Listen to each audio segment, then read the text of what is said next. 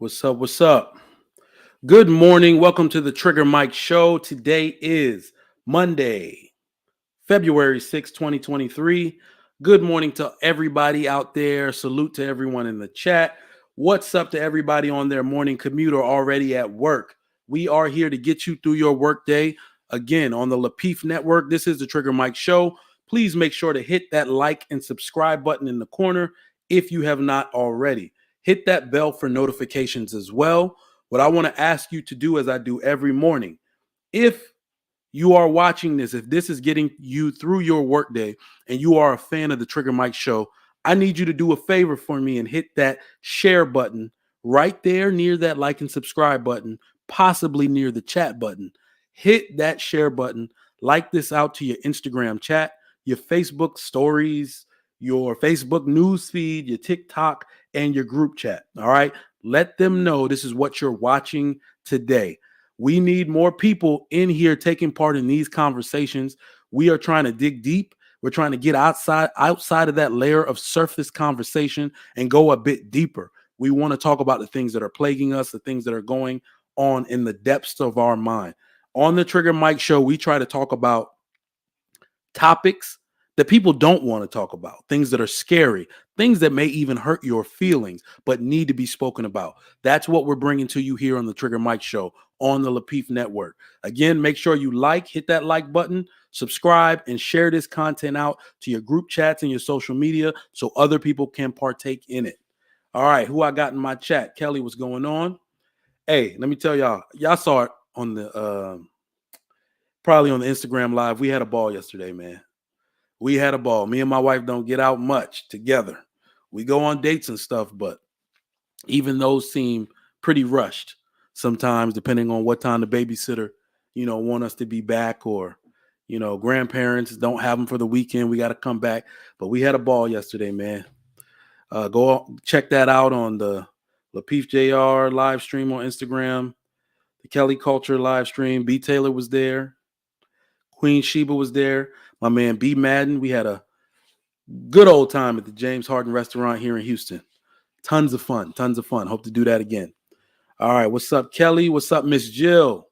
AP, my man, what's going on? Hope to see you on the panel this morning. Something I want to talk to you about on this topic as well. Peaches, what's going on? Thank you for coming through. Sherwin Thomas, Honest Citizen, what's going on? All right. So listen up. The topic for today and what I'm going to do my intro on. So get your Twitter fingers ready. Ladies, get your Twitter fingers ready. I'm going to request something from you today. The topic we have this morning is, what is a good man? Now, let me give you some backstory on this. All right? Let me give you some backstory. Naturally, we know in our time and society that we've heard the phrase good man used in a variety of ways by a variety of people. We've heard the term good man used in a variety of ways by a variety of people. I believe that complete definition of what a good man is has been muddled. It's murky. Nobody can really nail it down anymore because it means so many things to so many different people. All right? There are people who know what a good man is supposed to be, but they'll take down their expectations for the man they want. That's where I'm going with this. All right? They won't let you call their man. I don't even want to use the term bad man, but they won't let you call a certain man an ineffective man. A mom will stand on her son who just committed murder and say, but he's still a good man, ma'am. He's a murderer. So these type of actions have muddied the waters on what a good man actually is and the definition of that. So society and men in general used to determine and define what a good man was. What constitutes a good man? What makes a good man? Society and men in general used to create that definition. Now, women have begun to try to determine and define what makes a good man through all of these avenues and channels and mediums that we have: social media, YouTube, all of these channels that we have to express ourselves. Now women have begun to voice their opinion on what they think a good man is. And I believe that it's very different from what men think a good man is. Women start to get too personal. They start to put things in there that they like, that's idealistic for them. That's why these waters are so muddy on what a good man actually is. There are too many definitions out there to nail it down to just one. I've actually created my own simplistic definition of what a good man is, of what constitutes a good man, how good man is defined. I've created my own simplistic definition. All right, so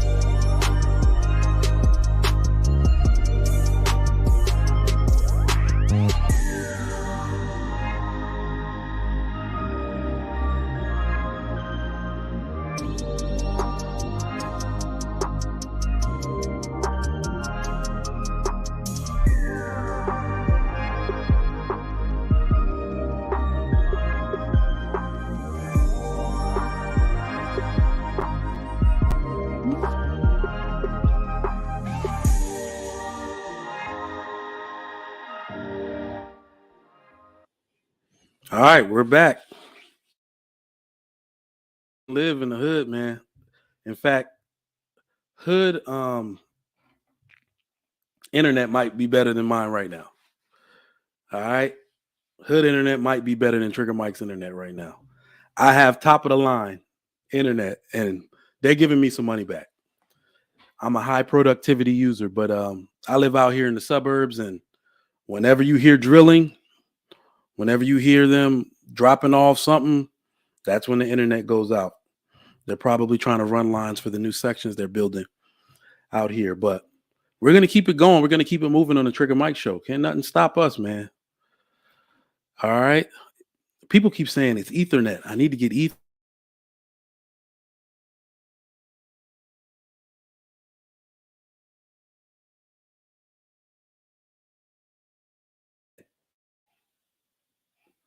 All right, we back. So,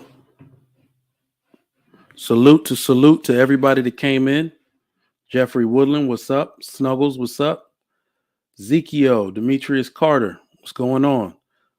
Carbon Copy, Hack, what's going on? What's going on? Thank y'all for coming through. All right. Back to what is a good man. So we've been talking about this particular topic. What is a good man?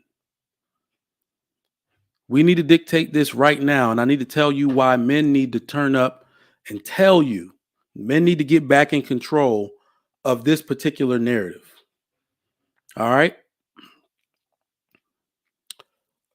Men need to dictate what a good man is because men establish credibility of other men. Men establish the credibility of other men. Men also have a huge propensity to hold other men accountable. That is why men need to determine what a good man is.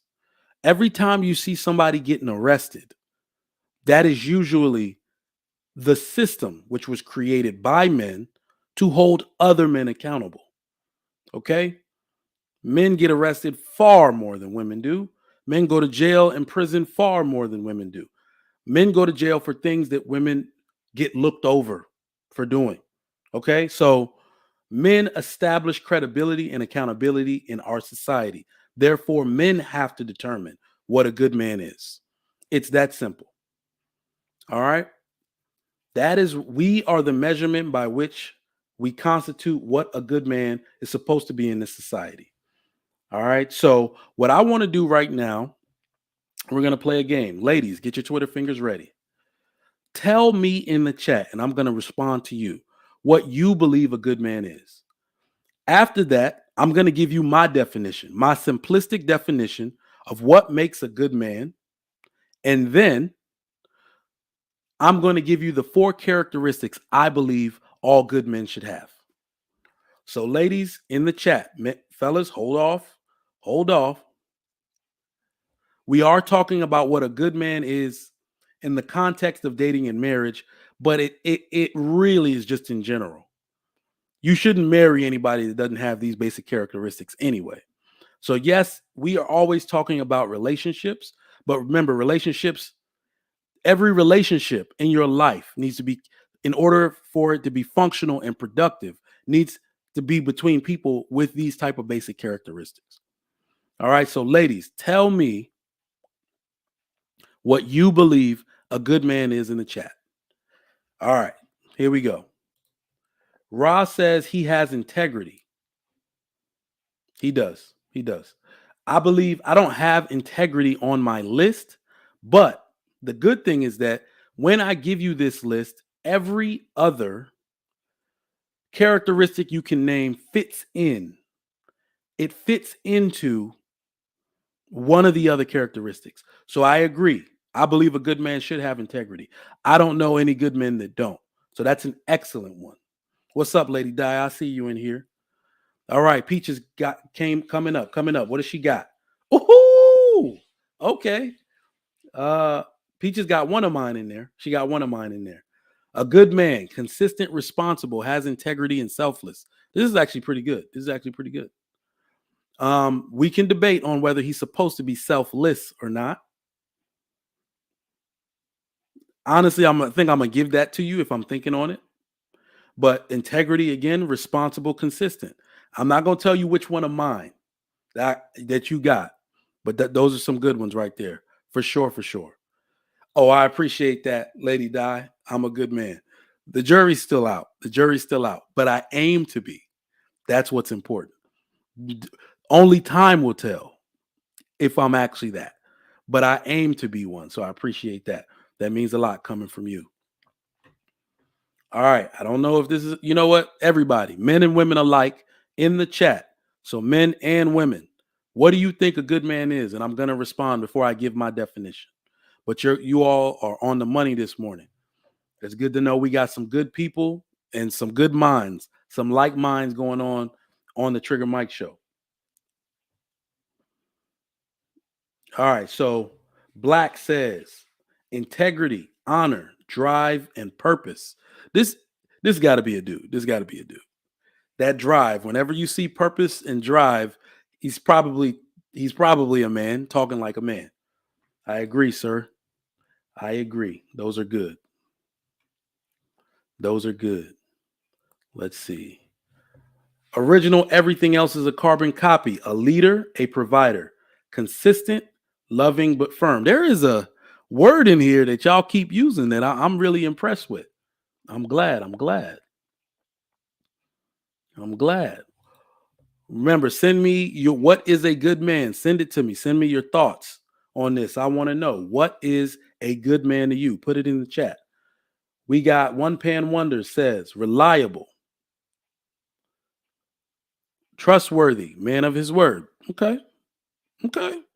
That trustworthy and integrity, I will say, are synonymous.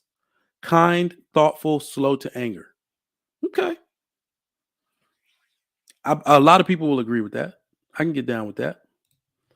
Ooh, Ezekiel got another one of mine in there. Reasonable and responsible.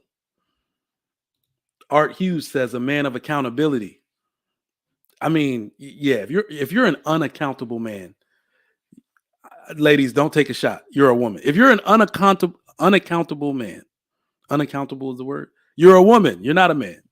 Men cannot escape accountability. So if you're a man that figured out how to escape accountability and avoid coming to the front of the congregation for your penance, you're not a man, you're a woman. So Art Hughes, I definitely agree with that. Takes care of his family without question. Without question. Peaches says, I forgot to say provider and protector. Yep, that fits into what my 4 basic characteristics are. Honorable, excellent. Demetrius Carter says consistent, patient, has vision. That's another man speaking. You can tell men thinking like men will always say something about drive, purpose, vision, but that's us as men. So I definitely agree with everything here. Drive and accountable. Those are all baked into the cake of what my 4 are. My 4 characteristics are. Willie Walker said, what's up, Mr. Walker? Reliable, consistent, resourceful. There is a word that's in mine, and I'm telling y'all are hitting it. That's what's up. Non-cheater tries to. Okay, so this is the stuff women say. So you remember I said if women, and I don't know if this is a woman or not, but this is the stuff women put in there that starts to muddy the waters. Non-cheater, like no, nothing about a good man is in that. Okay, that's personal to someone. All right. Ooh, this is one I haven't seen. All right, Ra. This is actually pretty huge. It does fit into some other characteristics, but I would say this kind of moves up the ladder. Self-control moves up the ladder because a lot of men today don't have self-control. So I'd say this is one that maybe used to be practiced without question. It was second nature to men of value, men of valor, men of honor, upstanding men, but it could be something we may have lost in this emotional ass culture we live in. So that's a good one, Rob. Problem solver. Ooh, Demetrius Carr. I'm not even going to address this because you going in on mine. You going in on mine. Empathetic. He doesn't have to be, not necessarily. Men were warriors. Remember, Rob, men were warriors. They don't have to empathize with anybody. I'm not throwing shots, Peaches. Get out of here. All right. So I've seen, let me read a few more. Marriage, Politics, and Sports says, useful. I agree. I agree. What's the saying? A man that's not being used is useless. So, marriage, politics, and sports, I absolutely agree. Present, reasonable problem solver. Men always don't have to be present. That's a weird thing. Our philosophy has to be present. If a man is truly going to provide, the way he gets that provision may not allow him to be present. It is idealistic that he's present. Realistically, he may not always be present. Remember, your kids spend most of their day at school, most of their interactions with other people at school, the same way an adult spends most of his interactions at work. So he may not always be present, but the rest of them, oh, well, you got another one of mine in there too. And problem solver. Can't argue with that.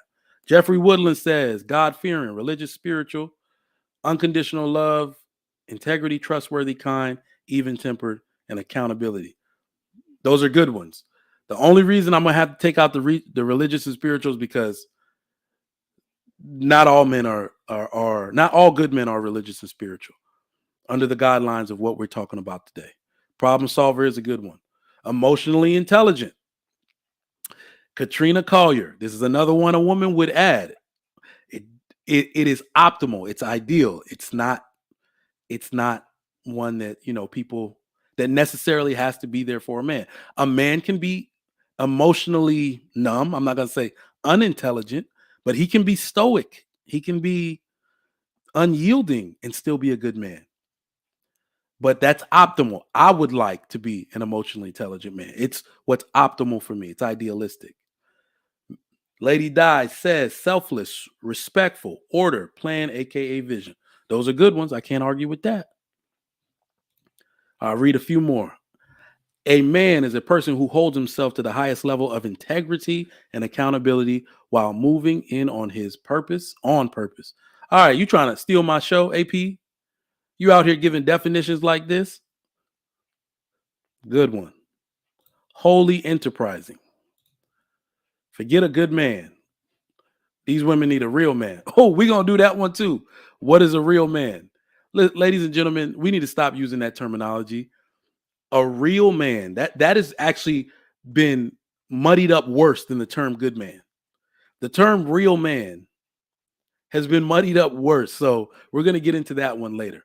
I see disciplined. I see all of these good ones. So in order to move the conversation along, ladies and gentlemen, if I'm going to give you a simple, succinct definition to what a good man is, a good man is a man that solves more problems than he causes. That's it. The reason I gave you such a simplistic definition was because if we let each individual person, man or woman, determine what a good man is, we will never know. It will be in a complete spectrum, a world across of what people individually think a good man is. When we're talking to women especially, we should be saying, what type of man should you marry? What type of man should you open your legs for? What type of man gets better with time and growth? A man that strives to solve more problems than he causes. It's that simple. If we let you get in there with the emotionally intelligence, he's a fighter, he's strong, he has a good jawline, he has a good hairline, that's what will happen if we let y'all get in and define it for yourself. I'm going to define it for you. Simply, a good man is a man that solves more problems than he causes. Period. That is it. I have strived my entire life to solve more problems than I cause and show up to fix the problems that I cause. It's that simple. That is why women are out here winning, holding men down, because from the day they met him, they can say, when he fixed something, when he broke something, he fixed it. It's that simple. No man is perfect. No man should think they are perfect. But the one way you get your gold star, your thumbs up from society, is that you show up to fix the problems you cause. That's it. That's what a good man is. That's it. Now, let me get into what I believe the characteristics of a good man are. Y'all touched, I heard about, I saw two of them mostly, two of them. Nobody said it, which is weird, but the acronym is Dirk. The acronym is called Dirk. That's it. All right. So I didn't get to make a banner. DIRC. What does the D stand for? Pause.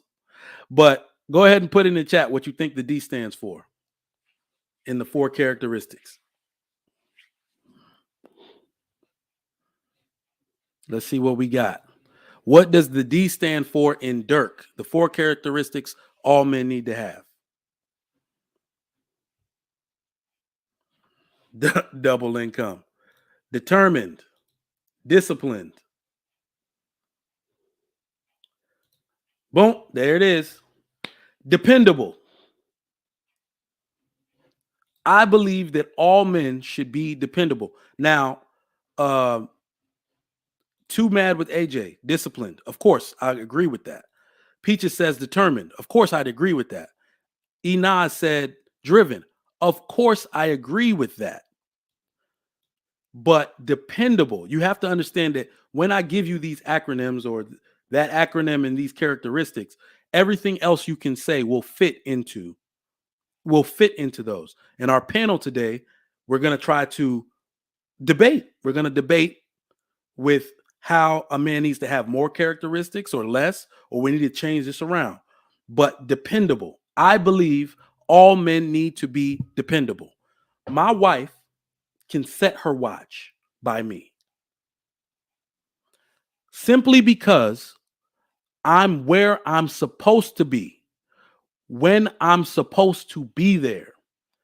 I believe many of you are underestimating what that does for your life in a partnership, in a marriage.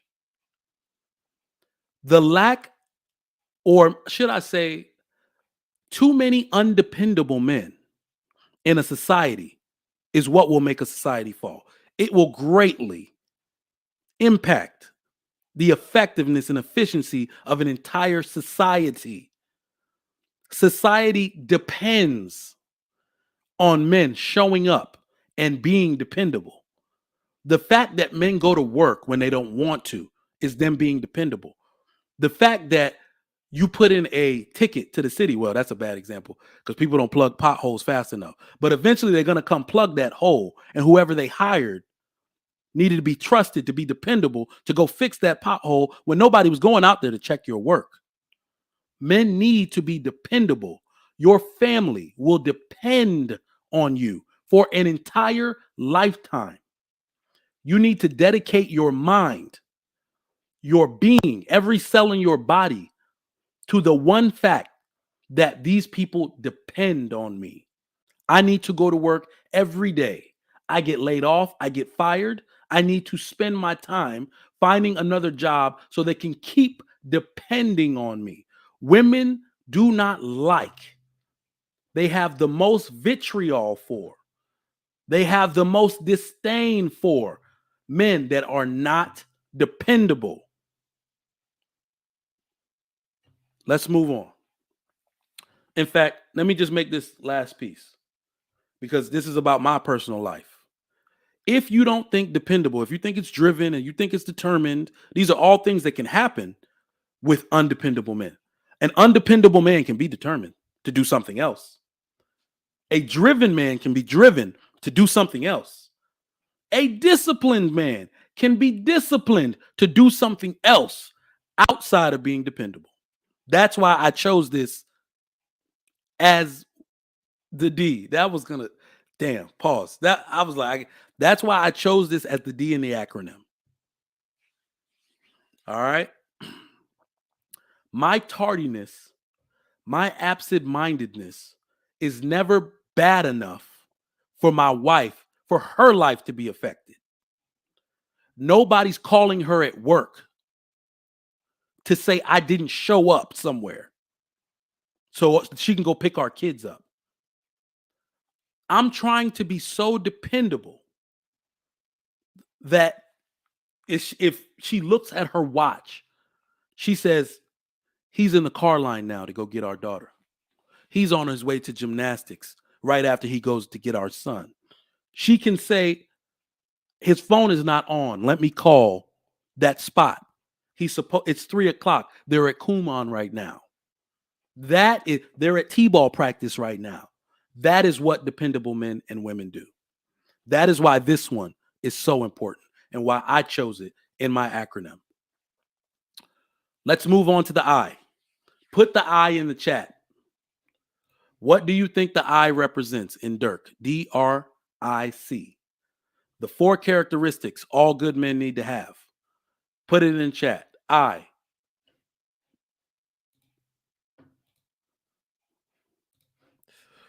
All right, what do we got? I'm ready for you. Integrity, integrity, integrity. Okay. Everybody put integrity. No, you did not, Peaches. No, you did not with this terrorism today. It is not independent. Who do you think we are? Okay. All right, Jeffrey Woodland. I know Beyonce is on your mind from last night being the Grammys and all, but irreplaceable, it's not. This is a good one, but it's not mine.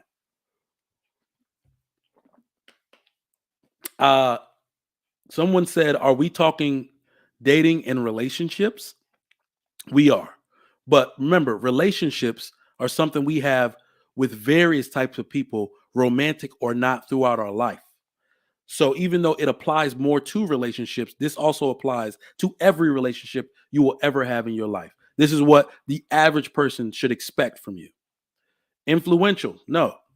This is really weird. I thought women would get this because women suffer from this the most. Oh, I'm sorry, not suffer from it.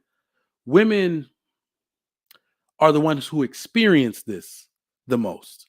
You have bad experiences, what I'm about to say. The I stands for intentional. All men need to be intentional. Put a 1 in the chat if you agree. Ladies, I thought you would get this one. Ladies complain about this one a lot. It's usually, and this is what I'll say, it's usually the first characteristic failure you encounter. The first thing you can tell about a man when you meet him is if he's intentional or not. If we're talking romance, if we're talking dating, this is the first characteristic failure you encounter.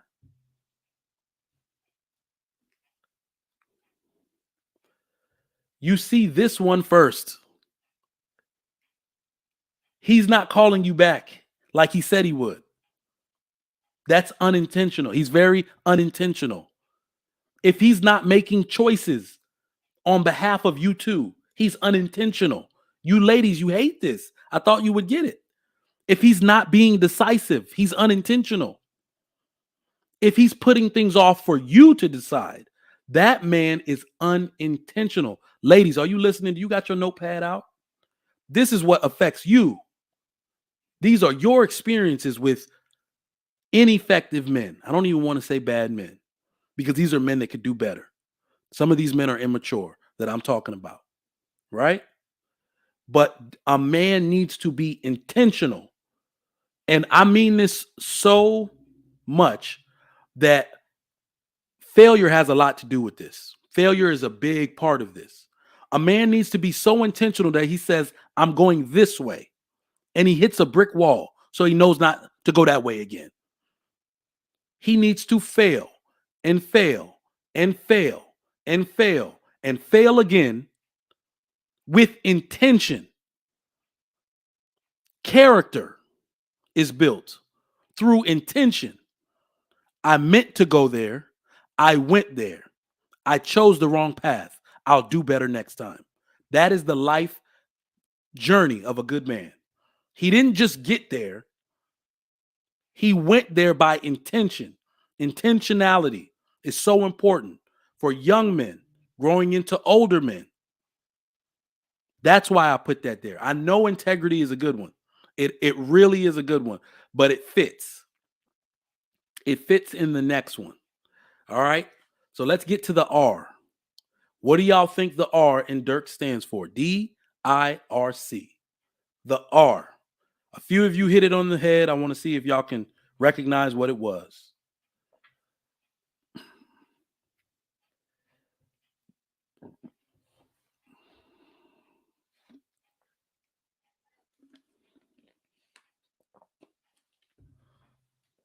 What do we got? Reliability, responsible, respectable. A lot of people think it's that one, but Katrina Collier got it. Reasonable. A good man must be reasonable. Here's why. Here's why. Every other one y'all named are excellent qualities. But I want you to ask yourself this. Go through the other characteristics that I named. Can a man be responsible and undependable? No. Can a man be unintentional and reliable? I don't think so. Can a man be respectable and unreasonable? I don't believe so. So you see where I'm going with this? This is why I chose the characteristics I chose, especially, and I think I did this with women in mind. That's why I want y'all to take these notes and write this down. I did this with you in mind. A responsible man can still hurt your damn feelings. A lot. A reliable man can still hurt your damn feelings. A lot. But the reason I say reasonable, I didn't even mean to say it that way. But why I put reasonable down on this is, ladies, you can compromise with a reasonable man.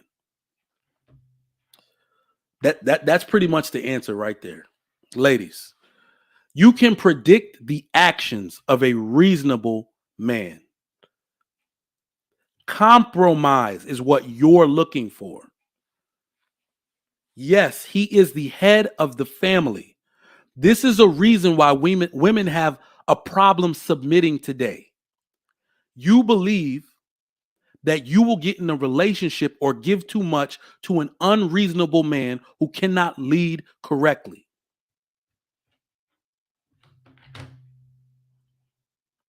You think because you don't trust him and because his mood it's unyielding in a way. Those are the characteristics of an unreasonable man. A man must be reasonable so you can compromise with him. I told this one to a lady friend, and I don't know. I guess black married men are like, we're like gold. When people find us, they want to ask us a bunch of questions. I gave her 3 of the 4 of these. I didn't put intentional there yet. But I said, what can't you get from a reasonable man? When a reasonable man hurts your feelings, and I see you're right, Peaches, a reasonable man can hurt your feelings. That's where I was going with this. But you need a man who knows when to say sorry. You need a man to know when he messed up. And only a reasonable man will think about his actions after the fact to understand why he's sorry. Come on, man. Y'all got to send me some super chats for this. I'm giving y'all the whole game, not half the game, the whole game. A reasonable man will think on his actions after he's done them. He will think about the way he possibly hurt you. An unreasonable man will not do that. An unreasonable man is a gaslighter. An unreasonable man is a narcissist. An unreasonable man is a sociopath. And a reasonable man gets better with time and age, period. This is the guy that you see saying, you know what? I don't agree, but I think, I see what you're talking about. I'm going to think on it. I'm going to sit on it. You know what? I don't see how you right, but it sounds good. I'm going to think on it. I'm going to get back to you. And then he comes back to you and says, you were right. I was wrong. I was being unreasonable. Everything you says makes sense. Reasonable. Ladies, this is your playbook. Don't go outside of this. I want to see now. What do y'all think the C is? So far we have dependable. Set your watch by him, ladies. Intentional. Make sure he's calling you back. This is what good men do. Good men do. Let me tell you something about the intentional. While y'all are sitting there sending me your answers for what you think the C is, let me tell you what I wanted to be when I was young, especially on that intentional note. I always wanted to be a man that did what he said he was going to do. Ladies can appreciate that. I had an ex. I had a few exes, actually. My wife was actually an ex that said the same exact thing. She sent me like I don't know, it was like an apology letter, but she didn't really have anything to apologize for. I'm sorry, an email. She sent me an apology email, basically saying she took me for granted. She's mad we broke up. Geez, broke up. Sometimes you can have relationships that aren't declared, right? Where y'all are just going like y'all boyfriend and girlfriend. That's why I'm like, when she said broke up, I was like, we were boyfriend and girlfriend. But she said, you actually you were just like my dad. You did everything you said you were going to do. And I took it for granted. That meant a lot to me. That meant a lot. I'm not going to lie. That meant a lot. I was struggling to figure out what she was looking for. I'm doing what I said I was going to do. I'm sorry if that's not exciting. I'm sorry if I'm too consistent. I'm sorry if I'm on time. I'm sorry if I'm decisive. But that's just me, and I'm not going to change because I'm a whole husband out here. Shoot. You out here, you love toxicity. I'm a whole husband out here, and I ain't changing for you or nobody else. She grew up and wrote me that email. 2014, something like that. All right. Let's see what we got in the chat. Circumspect? I don't even know what this word means. Compromised. That is in the reasonable category. Compassionate. That's another ladies one. A man don't got to be compassionate to be a good man. Here we go. I got two people that said it. I already highlighted Peaches, so I'm going to highlight Too Mad with AJ. Consistent. Ladies, a good man got to be consistent. It is this simple. Everything else I have said, every single characteristic you put in the chat, every characteristic I stated in my acronym needs to be done in a noticeably redundant manner. That's it. He needs to be dependable.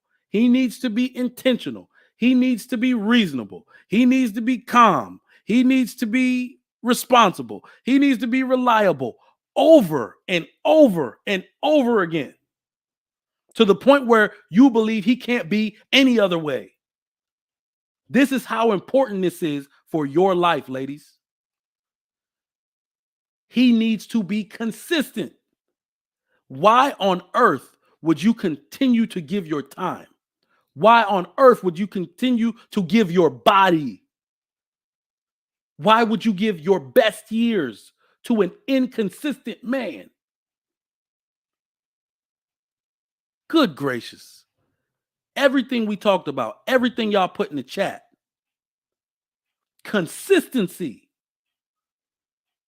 I just wanted to be a man that did what he said he was going to do over and over and over again.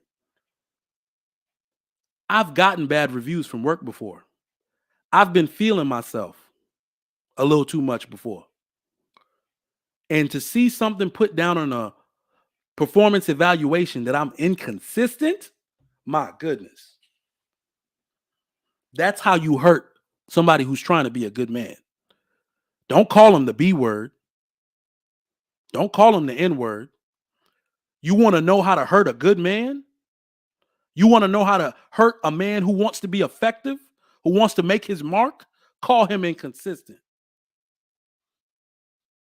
That hurt me. That got me in line. That got me in check. You can't call me nothing worse. Inconsistent? I took a whole personal day.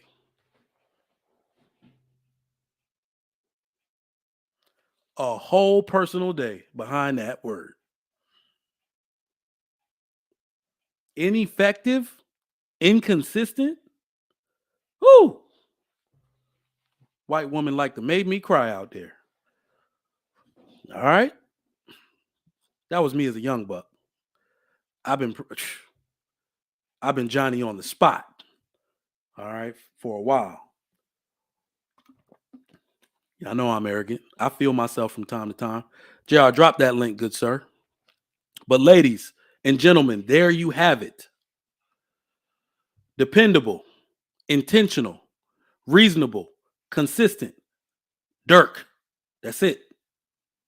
I want y'all to come on here and tell me why you think a good man should have more characteristics than that. But I promise you, anything else you could say fits into one of those other characteristics or are not as important as them for your life, for what you need in a relationship with other people. This is what is to be expected of all good men. This not only affects you, the person that's supposed to be with this person, these characteristics affect your community. It affects your ability to build a community. You need dependable men that are going to show up. You need intentional men that are going to take the extra step, even if they fail, and get right back at it with intention. You need reasonable men to compromise with, who even want to try their hand at something called a democracy. Do you think unreasonable men gave women the right to vote? Do you think unreasonable men gave women equal pay in our society? Do you think unreasonable men? No, I'm not going to go there. I was going to say unreasonable men gave women custody of their children, but maybe they were a little too reasonable there. I'm sorry. I had to say it because it's how I feel. But this is what reasonable men do. Consistent. These men do this over and over and over again. Jump on, chat with me. We're going to talk about this. I got questions for you. Please get on here. While we're doing that, I'm going to read the super chats. I have not starred these bad boys. That is my fault. Going all the way to the top now. All right. Let's get to these super chats real quick while I wait on my panelists to come up. Marriage, politics, and sports, $10. Appreciate that. Reasonable. Solid gold. Thank you, sir. I think so, too. Katrina Collier, $10. Great topic. Thanks for the playbook. You are welcome. Keep that. Share it.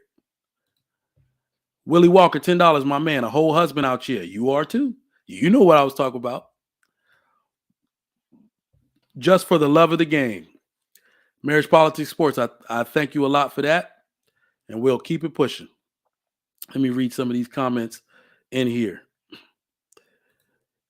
Honest Citizen says men are practical. Absolutely. Absolutely.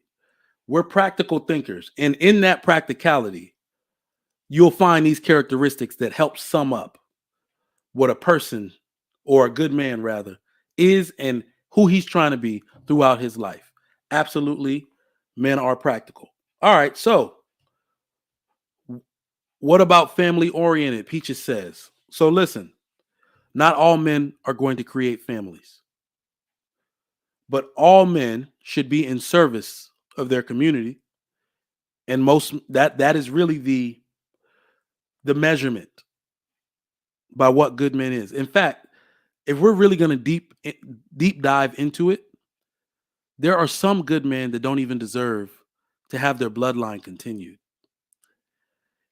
Our standard should be good men because we're just going to jail the rest of them. We're just going to ostracize the rest of them and ease them out of our structure, our community structure. So the standard is good man if you want to stay alive, if you want to keep your way alive. Our standard is good men. All right. But all men aren't even supposed to have a chance at starting a family. That's just the reality of it. All right. Josie for more says, "Is my daughter feeling better?" Y'all, she was fake. I'm not even gonna get into it. That girl came in the car. I'm sorry, she came to the front. Daddy, I threw up. And I didn't wanna, give the eye roll in front of the front office staff. So I said, let me see what happens when we get in this car. That girl got in that car, all smiles, put the seatbelt on, and asked me if we could go get donuts.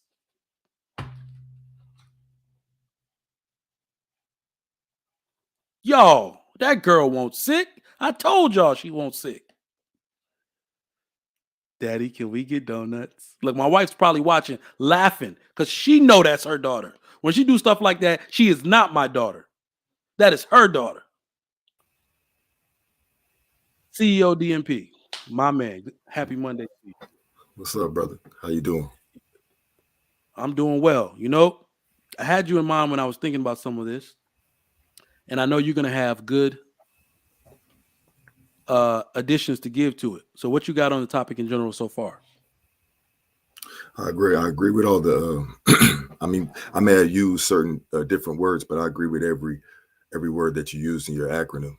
And then just like I said, once again, putting that as primary is that I feel that in defining what a good man, you have to determine the greater context.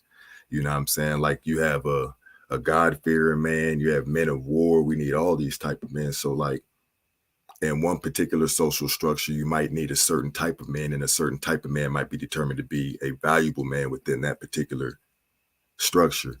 And a society like ours, I just wanted to take it a little deeper. In a society like ours, in a particular environment like we're in right now, Yep.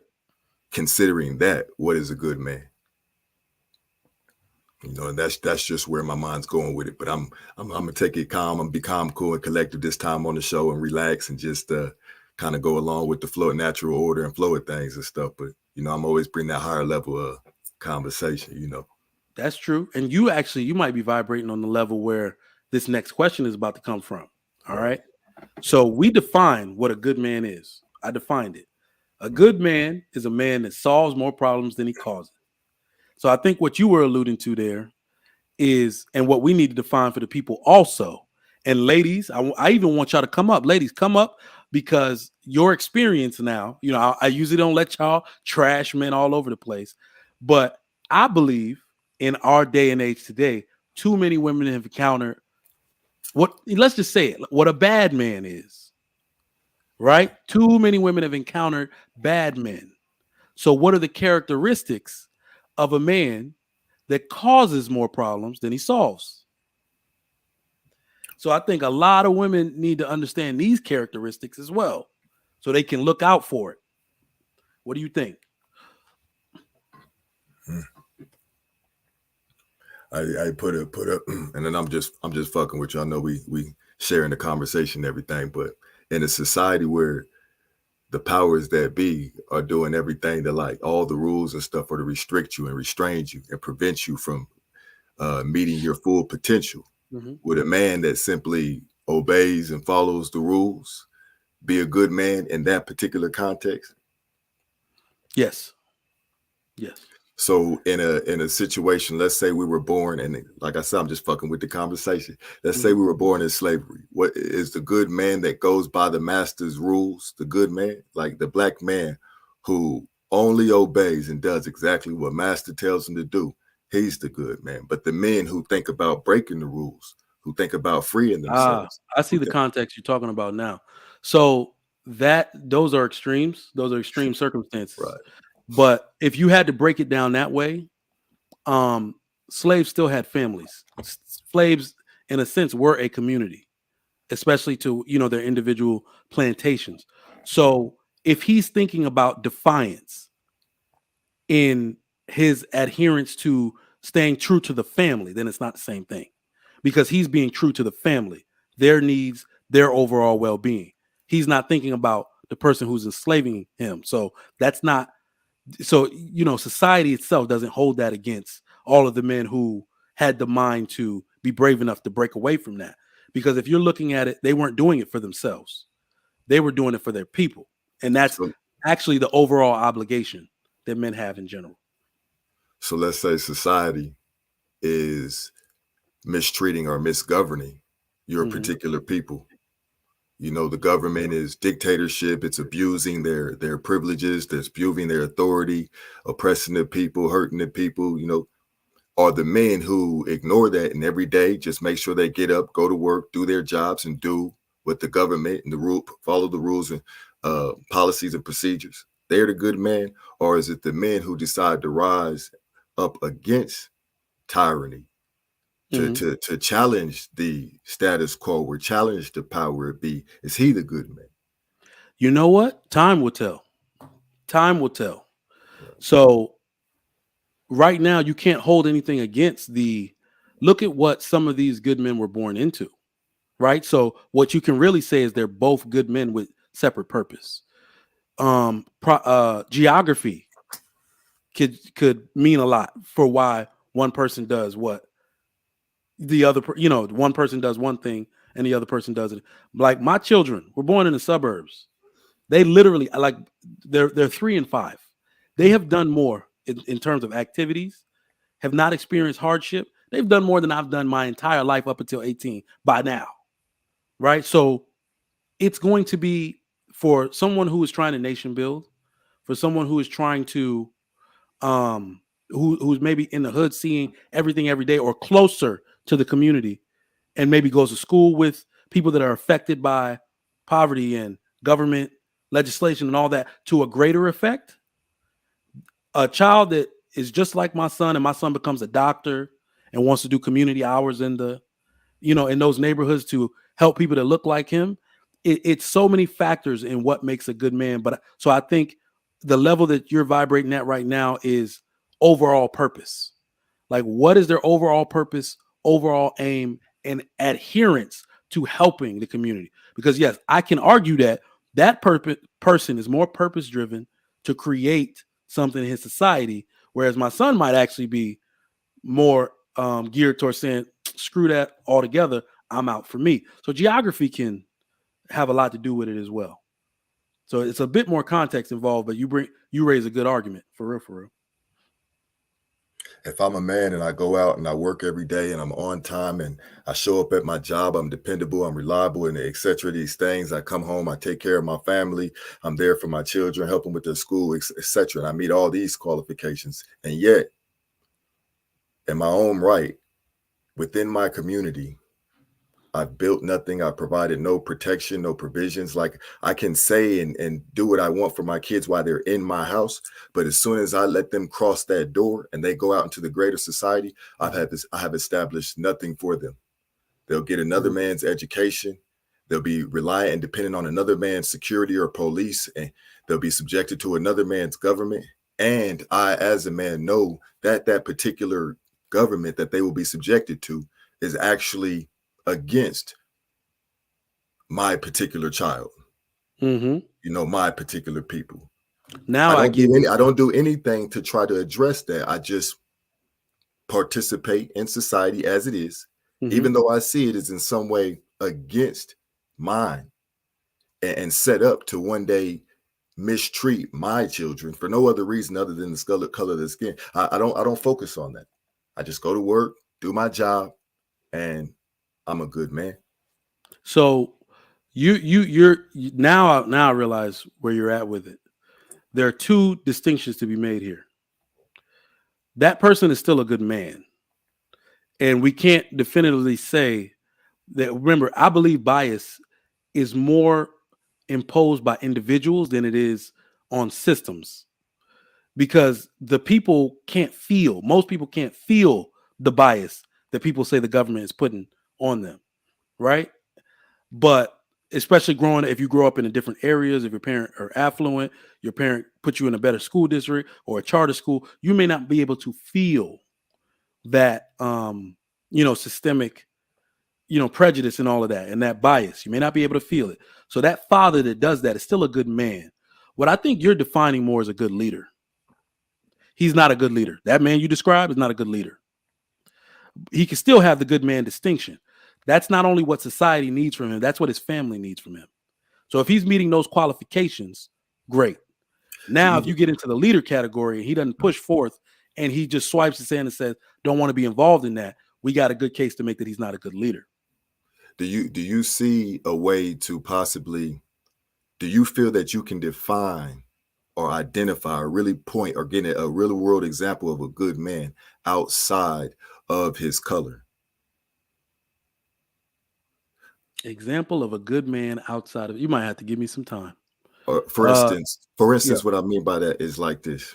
If I am a black man, but in all my goodness, all that goodness goes to white society. I really don't give too much of that goodness to my own house, my own people, my own family, my own lineage. But I'm a factor. I get out here in the white man's world and I do my thing. And I'm helping them with their businesses. I'm doing their jobs. I'm helping build their economy. But the black economy, my economy, it remains crippled. It remains undeveloped. It remains stagnant. I'm helping their society and fighting in their armies and fighting in their wars and fighting in their conflicts. But the black struggle, I neglect. You know what I'm saying? There's nobody really losing their life to provide protection and and secure the survival success of the black house, but we definitely doing it to secure the White House. Got you. I think that's John the Baptist. If you could come on cam. So just want people to cam up when they're coming up now. All right, I'm gonna do the whole panel. Let me get John the Baptist in here. We're gonna do one-on-ones today, then try to bring up a short panel in the meantime. John the Baptist, you able to come on camera? All right, stay in the back. CEO, I'm gonna drop you down and bring somebody else up. Mr. Marriage, Politics, and Sports, how you doing this morning, sir? All right, how you doing? Oh, I'm doing well. Hey, Glad man, you came up. Good monologue. I like that. Appreciate that. So I wanted to talk to you as well. So do you agree with the acronyms that I stated, that those are good foundational characteristics that all good men should have? Yeah, I agree. I thought the reasonable one was really good. I know you emphasized that one. I mean, all of them were good, but the reasonable one is, I think, the best, because that's where you have to reach people. When people have a disagreement, and I was thinking about that. I just had a road trip with my daughter, my oldest daughter, and my wife. We drove to North Carolina from New Jersey. So it was a lot of time in the car. So we got into some pretty good conversations. But when you mentioned the word reasonable, I started thinking about my relationship with my wife. And one of the reasons I think we get along so well is because I'm pretty reasonable. Yep. When she wants something, whether I say yes or no, when she, because I usually say yes to a lot of stuff she wants because it's not unreasonable. But when I have a disagreement, I always give her a reason why I might not like this or that. And it's always reasonable. It's not just a regular tone. So a lot of times she'll say, okay, I understand. And then we move on. But yeah, reason is a big one. Yeah. And when you talk about women being afraid of men who are unreasonable, here's another thing. And I'm going to stop on this one. I think women are running to a lot of unreasonable men because they got a lot of fatherless households. That is not only very impactful what you said.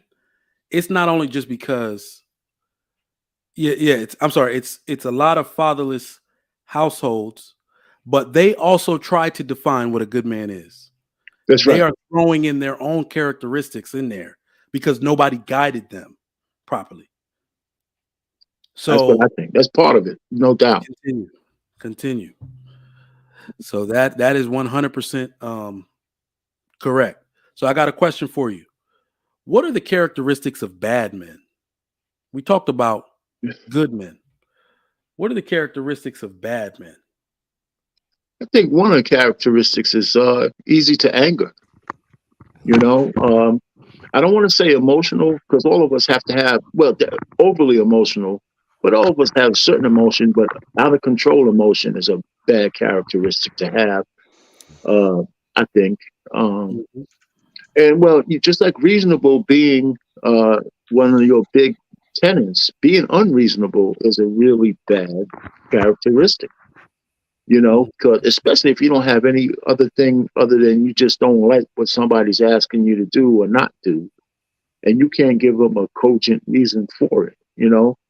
And if a man, and when men are unreasonable, you raise your voice, you yell, you scream, or you just ignore the person altogether, that's no good. So being indifferent is a bad characteristic as well, you know? So, there's a bunch of few things. I mean, listen, I'm not an expert on bad men because I don't hang around bad people, but you know what you don't like when you see, you Got know? you. Indeed, that's very true. Africo Pop, what's going on? Oh, Coco, I remember. You told us to Yes, call you thank Coco. Good you. morning. Good morning. Well now good afternoon. But Oh yeah, yeah. Good afternoon. I'm so glad on the topic because from my experience, I hope that's a little better. Yeah. Okay. Um, I have never I typically, well, I'm currently married, but even in my dating life, I've never dated a bad man. Hmm. And I think the, even to talking to different women, and the reason why is because I was brought up with discernment about what to look for when it comes to character in men.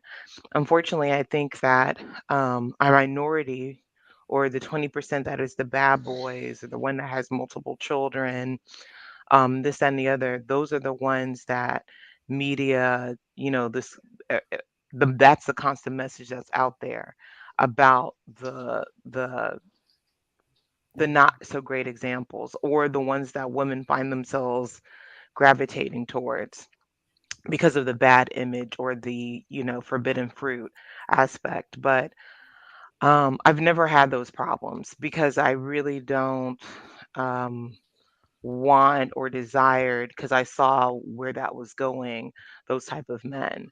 Um, Even with my husband, I saw with him, he's not a romantic, he's not a charmer, he's very straight to the point, direct person, but he had a good heart. And he was handsome. I mean, it didn't hurt that he was handsome, but he had a good heart, and he was very straightforward and upcoming, and he cared about people. And I had to make an adjustment of what the media portrays as he needs to be a charmer, he needs to be romantic, he needs to make you feel all those warm and tingly feelings. But that wasn't, again, because of the community I was surrounded. Duty was number one, community was number one, raising family was number one. So all this superficial fluff, I know Valentine's Day is coming around the corner, but all that, he needs to be a charmer, he needs to say the things that you want to hear. Um, that just wasn't, that was a red flag for me when dealing with men. So good men are, I mean, good men have been my just lived experience, even outside of dating, just the people that I'm surrounded with. Because I know a lot of women will say, "Well, I mean, I can't stop who's attracted to me." That's true, but you can decide who you're going to allow to be in your personal space. Hmm. And once you find out, no, let me keep it moving. But unfortunately, for a lot of women, we either feel like we can change a man, or we ignore the signs because we want to see what we want to see. Yep. So I got a quick question for you, because this the ladies have to. When you say you were trying to ignore certain men with bad characteristics, what were some of those blaring? Like, whoa, I cannot deal with this. What were some of those characteristics of bad men? Ooh, that's a good. not having a sense of focus, not being Mm, serious. Um, Men who would want to, you could see, like, again, I'm an observer. Men who would talk reckless, I would always be kind and respectful regardless. But if you're reckless with your mouth, that just kind of let me know, okay, I need to take a step back. I'm not gonna go toe to toe. I'm just gonna take a step back and remove myself. Um, Men who needed to be the star amongst many women, men who constantly needed the attention of women, because I was in a sorority, so we see it all the time. I mean, um, it was like, no, because I know what that comes with it. So, and men that, obviously dealing with a lot of women who had a lot of children outside of marriage, who mm, couldn't hold on to a job, who just was honest and dishonest and disloyal. Um, those are the type of men that, or even the ones like going to the grocery store and people trying to holler, I'd be polite, hey, and keep it moving. I would not mm, entertain that, because that's just a sign of someone who doesn't have a level of respect to come talk to me appropriately. mm. Leadership says lack of honesty and integrity. That'll do it. I mean, those are some of those characteristics. John the Baptist, good morning. Thank you, Coco. We'll come back. What's going on? How you doing? Good morning to you. Afternoon now. We're doing good. What do you think about the topic so far? What is a bad man? What is a good Uh, man? But if you want to talk about what a bad man is, what that's is the a next good man? question. I mean, I agree with all the things that you talked about: dependable, intentional, reasonable, and I forgot what the C was. The last Consistent. one. Was it considerate? Consistent. Consistent. Yeah, I think those are good qualities. You could always go into detail them more, but I think they would. I think you hit the nail on the head with that. Um, because I think intentional to me was the one that stood out to most. Because I think every young man, middle-aged man, or old man, whatever stage you are in life, you have to be very intentional which direction you're going. Hmm. Because if you're not intentional, you don't. If you're not intentional about where you're going, you'll never know when you get there, uh, and you won't know how to handle yourself when you get there. And Yep. wherever there is you can't determine where you can't even determine what there is because you didn't point it out. It's not a safe thing for a man to walk around in life aimlessly. Yep. So be intentional. So when you intentional, you know where you're going. When you get there, you know how to present yourself. You know how to carry yourself. You know how to communicate with those who are around you in the same room. So I think intentional to me was the one that stood out the most to me. Nice. All right, Love C, I saw you come up. What's going on? Love C, you there? Yes. Hey, how are you guys? I'm good this morning. I think this is your first time up on the Trigger Mike Show. Welcome. Good afternoon. I think so. Thank you. Thank you for having me up. Um, this was I had to get in on this topic. I think that a lot of what we talk about is being a good man. What you hear spoken about are not really the things that define a man. And I think you Mhm. guys have really touched on most of the things that I would think about. I know for me, I like to look at work ethic Mhm. and the humility of a man. So one thing that I watched from my father was he experienced discrimination on his side, where there were certain promotions and things that he would be up for, and he would be passed over for different reasons. Mhm. And he always stressed the importance of being able to have enough humility to realize that it's not acceptable for you to come home without a paycheck. So if that means that you have to if that means that you have to find a workaround, you keep yourself in a level head Sorry so about you're that. Continue. no, you're fine. So you're able to deal with those situations in a way where you realize that your responsibilities are your priority. And I Hmm. think we see a lot of it's easy to be a hothead, easy to fly off the handle, but it Yep. takes much more discipline to be able to strategize and figure out how to approach a situation. And then I like to look at how people, especially men, how they treat people who can do nothing for them or that people think are beneath you. When I met my husband, Mm. I watched the way that he treated people that were in positions that were lower than him. Hmm. I watched how he treated them compared to the leadership, and he treated everybody the same. If the leadership was wrong, he called leadership out. If he spoke to everyone from the janitor on up, he treated them all well, and that was something that was key to me, to have that integrity where you don't look at people and judge their worth based on superficial things. Yeah.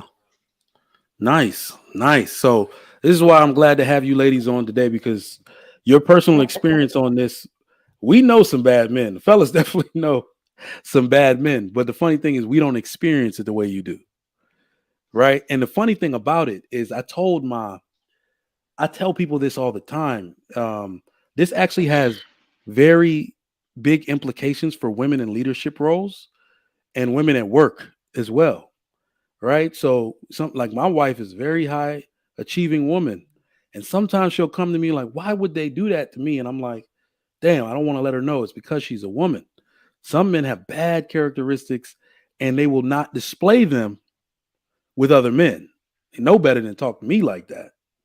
But he's doing that because he has no integrity, right? He's doing that because he doesn't have good characteristics. He thinks he could talk down to you, as you were talking about, love seeing. He doesn't understand. He's not reasonable enough to, maintain that same respect with everyone. So And excellent point.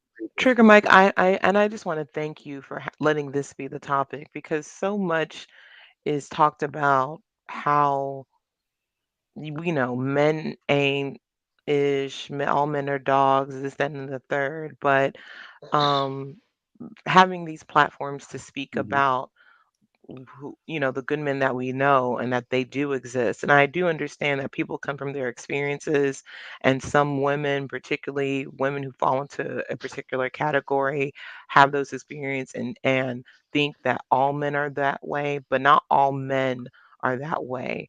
And honestly, they are good people, they're bad people, and really most of us fall in the middle. Most of us are average. Most of all of us have done some messed up things, but what I do see that happens is that a lot of times men are demonized and women are sanctified, even though we all have a level of mess upness and things that we've done that if other Mhm. people found about, they'd be like, oh, absolutely not.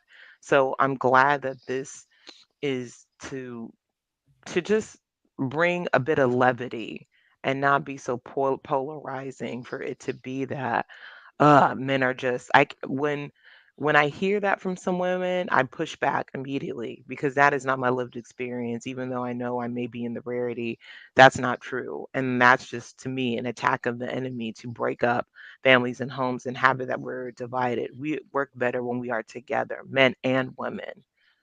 So thank you for the topic. You are welcome. I think we're gonna actually dive into it. We're gonna get deep into this one because the next question is gonna kind of address the way women out there look at men. And we said that the modern woman kind of adds all these her own personal characteristics to what she thinks a good man is. So the next question, and we're gonna start with Coco, give you about a minute and a half. The next question is, can a broke man be a good man? Well, yeah, because I mean, 70% of Americans are broke, men and women. And let's talk about, so I would want to caveat, what is the definition of broke? Is the broke definition someone living paycheck to paycheck? Is broke the definition of someone not having 6 months of living expenses saved? Like, what is the definition of broke? Because Well, I you think you were right the first time. The average American doesn't have all that. So we'll say yeah. living paycheck to paycheck because that's what the average American is doing, and they don't have $400 in savings. So Whew. that's broke. So that speaking of men, are broke men not good men. I would not say that they're not good men. I would say that they are the norm, unfortunately, in America. That is the norm, to be broke. We are in a consumer society that focuses on you spending more than you have. I think though that a good man recognizes and try not to stay there. Just like, there's a crisis with Section 8 housing. Section 8 housing is for you to work your way out of that, not to stay in that. So, a good man will, oh, and this is hard, but a good man can be broke, but he's working his way not to be broke or not to be the average or the norm, in my opinion. John the Baptist, what do you think? Can a broke man be a good man? A good man and a broke man, it's would be easy to say that both of those are subjective. But I won't play that game with you. I'll be direct with the wording what you're looking for. Uh, yes, they are good. They are good men. I don't think good determines how much money you make. I think good determines the character of a person. Yep. If you have the right character, you're teachable, you're honest, all the things that we determine as good character. I think that had to do with the morality of that's what makes a person good. I know we live in a day and time where we like to say a good man got to have a job, a good man got to have this. No, a good man can actually be broke and homeless. It just unfortunately he's in a bad situation of his life. Well, he might be where God exactly has him. So we can't look at good as how a person is living. We gotta look at good as being morally subjective as God determines it. That's how I look at it. Nice. Marriage, politics, and sports. Can a broke man be a good man? You're on mute. Okay, so yeah, I heard the question, and one of the things is, I thought immediately when we say living to check, there's people making over six figures living check to check. You know what I'm saying? But let's talk about what we're really. Let's stay on topic there. So let's just say a broke person. It depends on how they're broke. And because I think a person who's living check to check but has their debt in order, but they're just living at their means, but they can't do much more. That's one thing.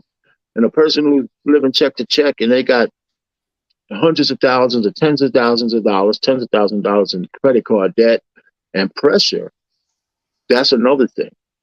Now let's just talk about the man who's in debt and living check to check, just barely hanging on. Now he's probably not pleasant to be around. He knows that person is not pleasant to be around. He really can't date because even a reasonable woman is going to expect you to be able to pay for dinner or stuff like that. And so he's frustrated. So when a frustrated man comes to anybody, he's just not in a comfortable spot. And he'll probably tend to do things that are not reasonable. He's probably not pleasant to be around, probably curses like a sailor and all that stuff. And I don't know if he could even treat people right because that stuff in the back of his mind that I don't have my act together is going to hit on him. And then a guy who's living check to check because he's at a certain level, but he could be on purpose to say this is only a temporary situation. And he could be the kind of guy that says, I know this is temporary, it's tight now, but I'm working to get out of it. Right. And so that person might be, a reasonable person. He knows what he's doing. So it just depends on the kind of problems that a person has around the fact that they don't have money, because those situations can change. But if the guy who's broke and spending money indiscriminately and doing dumb things, he's probably going to get stuck. So I don't think when we say good man, he wouldn't be a good man to marry. I'll tell you that right now. So, and how he would treat a woman, I don't think would be the best thing for a woman. Right. So from that standpoint, when women say they don't want a broke man, I agree with them if he's like that. If she tells me that she doesn't like a man because he ain't making six figures, then we get, and just because of that, then that's a different discussion. But that's a whole nother topic. So that's my thing. So it just depends on how that guy's living at his income level. Yeah. But most people in the United States, most people are broke, but they're not all bad people, men or women. Yep, that's true. That I Yeah. mean, that's really true. Yeah. And I highlighted this comment here. A good man, 1117 says a good man can be broke as hell, making 80K a year with a wife and 3 kids. That is the truth. Yep. Listen, people don't know how little money $100,000 is a year until you make it. Okay, everybody wants 6 figures. Have you ever thought about how much money they taking out of your check? If you're single, making a 6 figure job, maybe 5 years out of college, you have a manageable payback or no debt at all. Yeah, then you're doing something. But usually, as your salary increases, your lifestyle increases. You want to buy a house to put those 3 kids in. You got activities. You have extracurriculars. You got gas. You got $600, $700, $800 food bill per month. You are broke. So a lot of people don't understand that. And then the big one in the US that people don't realize, you don't qualify for any entitlements when you make that salary. So you get no help Mhm. that anybody else gets. So just want to put that on y'all mind. Love C, you are next. Can a broke man be a good man? Sure, absolutely. I agree with what Marriage and Politics was saying. Um, broke, like you said, can just be, as long as it's not that the mindset where you're frivolous or you lack discipline, as long as there's not some core character value tied to you being broke, you can still be a good man. One thing, I know that you're just asking in general, but when you start to talk about marriage, there are some things in your character and in your personality that are not brought out or perfected until after you get married. And that other person may have a strength that you don't possess, and they help you in that area. So if you may be broke, but you don't have a broke mindset, you just have not been taught financial literacy, you may meet someone who has that financial literacy, and your hard work ethic with their discipline makes it so that you're no longer broke. So I don't think that I think it's dangerous to make those type of blanketed statements. You never know how things could go. You know, we saw over the past couple of years that all it takes is one turn for things to change completely in people's lives for the good or the bad. So yeah, I think so. Okay. Appreciate that. CEO DMP, you there? Dang, Love C. Hold on real quick. You said something at the beginning. I failed to write it down, but it's gonna come back to me because that was an important point to make. It's gonna come back to me shortly. CEO DMP, can a broke man be a good man? Absolutely. Absolutely. I think when you're talking about broke, it has to be, you're talking about financial broke rather than spiritual or intellectual broke. Mm-hmm. But if you're talking about financial, if you're talking about possession of money, yeah, matter of fact, I think it would be more likely and easier to get a good man from a poor man than from a rich man. You know what I'm saying? Especially in this society, because all the money and the profits do is force you to kind of pursue an alternative narrative than you really should be pursuing for your own self betterment, raising your conscience and things like that. And then at the same time, it gives you access to so many things that distract you and lead you astray away from what being a good man is actually about, spiritually. That's a good answer. That is a good answer. My answer is the same. It has nothing to do with being broke. And I think it has a lot to do with why we find a lot of women being single today. You don't even know what constitutes a good man. As I often say, the bond that you're looking for is not found. Stop trying to find a bond. It's built, and you have to build it early. And that man is going to be broke. You all are going after the same man who is not trying to form a bond because the getting is good for him if he has money. Most men who actually get married get, right when they maybe get that first opportunity, they start thinking about locking themselves down. If there are a bunch of single men with money, just understand that your chances of locking him down, if the women that want him are very slim. Most men that you should be with are broke. You need to figure out how to look at the other characteristics that we gave you to have a chance. Let me tell you something. If I had this consciousness I have and I was a woman, let me tell you right now, I just got my brakes done this morning. When you watch how masterful some dudes are with the work and the skills that they have, some women, especially like, some foreign women, they know how to monetize that skill. That's why you see so many Hispanic women, African with blue collar workers. They're like, oh my goodness, I'm gonna get on Google and get that marketing certificate. I can monetize this. Let me tell you a story about the woman. I'm sorry, the company that does my, like, the electrician. So this neighborhood I live in is weird. Like, it's a new neighborhood, and they keep building in the back. So these people, whatever they're doing with the power, and you can see when my power keeps going, they send power surges through. They just blew out my refrigerator 2 months ago. Had to get a brand new refrigerator, less than 2 years old. The last one was. So I have to call the electrician every time they do something and blow out a circuit or something. The dude comes for the very first time, and I see his wife in the car. He very personable. He's talking, and then one day we're just out there talking. I'm like, "Oh, that's your wife in the car?" I was like, "Tell her to come in. That's fine." I was like, "The baby's in the car too." So me and his wife were talking, and she's telling me how he's a felon. The guy is a felon, but nothing is going to stop him from doing electrician work. That's not going to stop him if he owns his own company. She said she quit her job to help him. She's the one who told him about Thumbtack. She's the one who told him about Fiverr and how to get on there. She's the one who makes sure he doesn't miss an appointment request. They go everywhere together. She said the one thing he could always do was work. He's going to show up to work. She saw that one thing and latched onto it.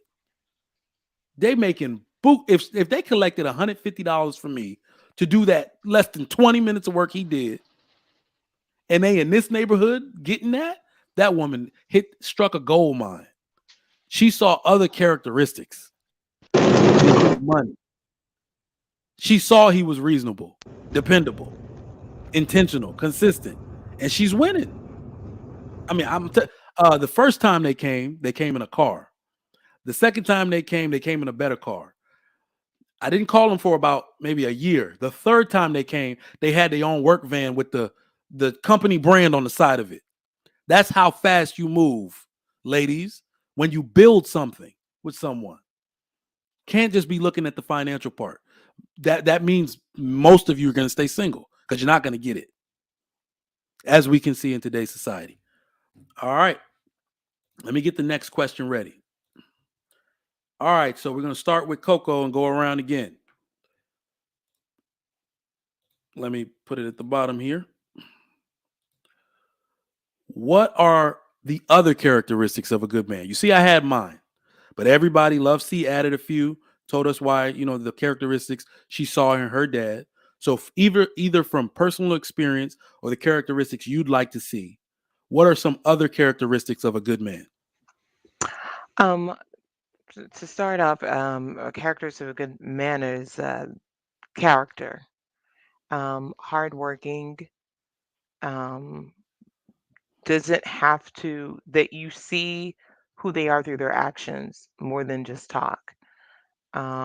They are there for their community. And when I mean there, meaning that if there is a situation simple enough as if someone, you know, car broke down and they need to come and help change a spare tire, they're available to do that. If someone needs to be picked up real quick, or I'm just pointing out to small things that show that this person will show up when needed or show up in emergency. Um, Hardworking, they have integrity, and for me, again, I was brought up in community. They have a love of community. They have a love for their people. They want to be a good representative for their people.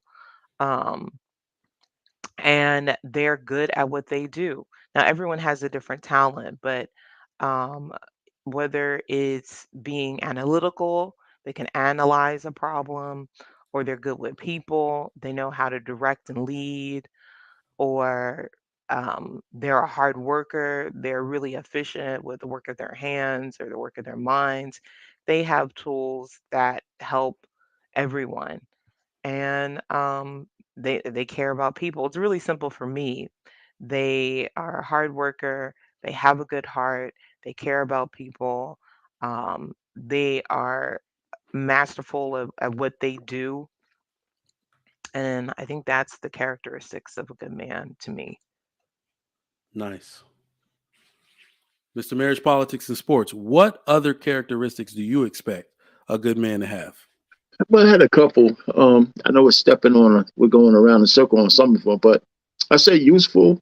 Problem solving. You gotta be beneficial to the people that you're obligated to, the people that you make promises to, you're committed to, and especially in your family.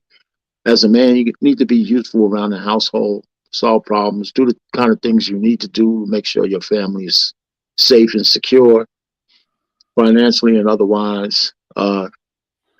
Especially the same thing with, all that stuff goes for your wife too and your children. The other thing I had was when I said present, that's what I meant by it. When you kind of expanded on that, present, whether you're there or not, what your words and your deeds can be, are present, whether you're in front of your children, your wife or not. I used to tell my kids this, and I got it from some movie, I can't remember. But I always told my daughters, I said, listen, no matter what you do, remember the face of your father.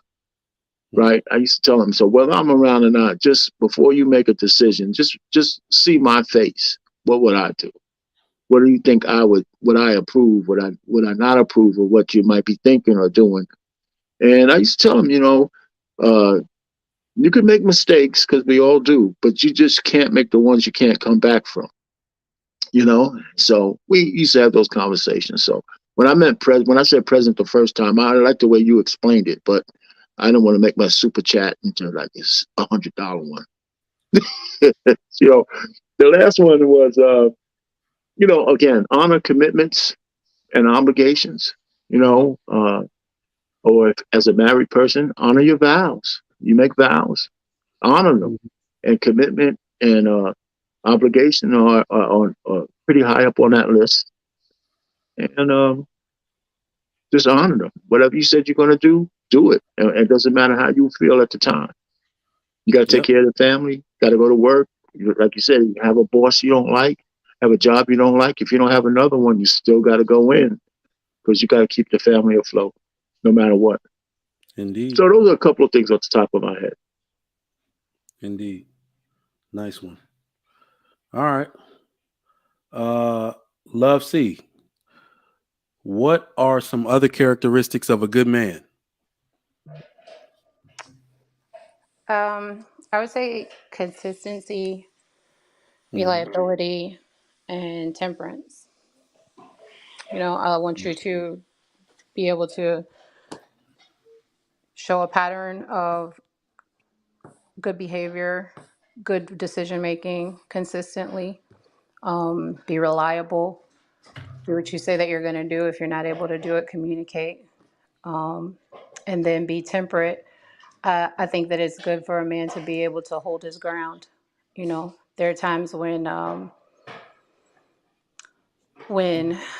you may have a stance and you'll be pressured to try to change whatever your stance is.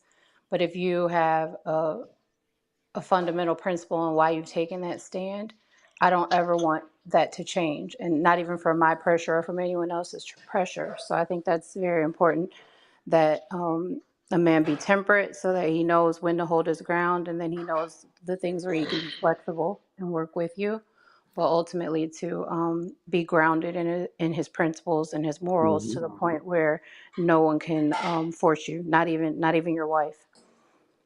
Nice. CEO DMP, you're next, sir. What are some other characteristics of a good man? Um, I personally, I believe a high level of intelligence, education. And the reason that I feel that way is I believe that being human beings, knowledge is power. Like our greatest power as a human being is our minds. It's centered in our minds. You know what I'm saying? So a man who really wants to be responsible, really wants to initiate, really wants to accomplish something, it's gonna reflect, it's gonna manifest in a higher level of intelligence. He's gonna take his education, he's gonna take his mind, he's gonna take what he knows seriously. You know what I'm saying? And then in order to be able to do all the things required to be of service to the people, to his family, or even to himself. That was another thing. Social responsible. A characteristic of a good man is just not out for themselves. They want to serve a greater cause. They want to be of service. You know what I'm saying? They want to make the world a better place. They're not just running around playing and enjoying themselves and thinking about just themselves. They're concerned about, the effect that they have upon their family, their community, the world. You know what I'm saying? But that's just basic duty, proud, service to the great good. Just everything that I wrote down is basically centered on that. Good thing is, these are the type of answers you get when you ask men to define and add the characteristics.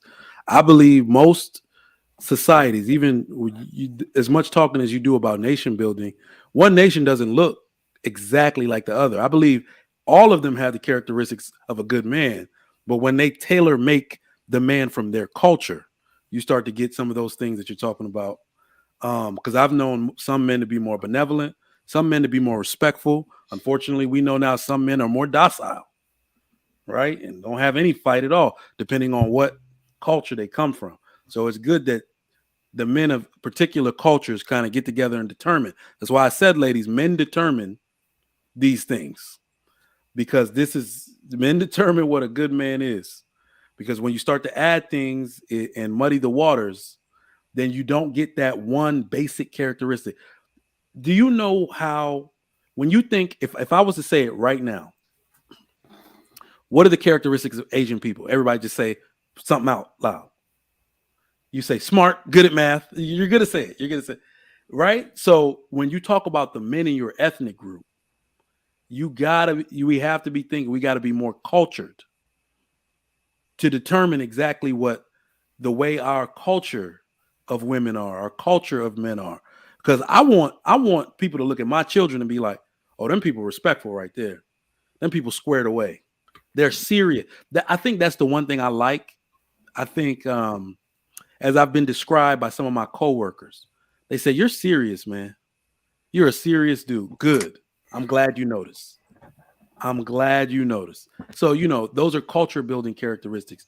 So that CEO DNP was touching on. And John then the even Baptist. in the I'm Yep. sorry, No, but go ahead. real quickly, even in the black, so I know for a lot of times for black people or African Americans, um, sometimes they don't recognize that black people from the continent or beyond, they have different cultural subsets too, in terms Mhm. of like in Nigeria or South Africa or in Congo or in Yeah. Morocco or in Egypt.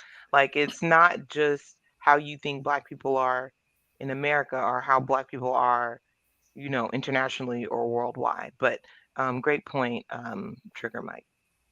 Yep. That is true. That is true. Yeah, among black people, Americans are uniquely different I than mean, all black people everywhere. when I tell you that there are some differences, let me tell you that when you go back in history, they actually aren't that different. When you look at the Black American woman before all of this modern stuff, my man. Let me say, my man. What's his name? Hold on. My man Namor from the city of Talokan. Okay, he gave a great quote out. He said, "Only the most broken people can be great leaders."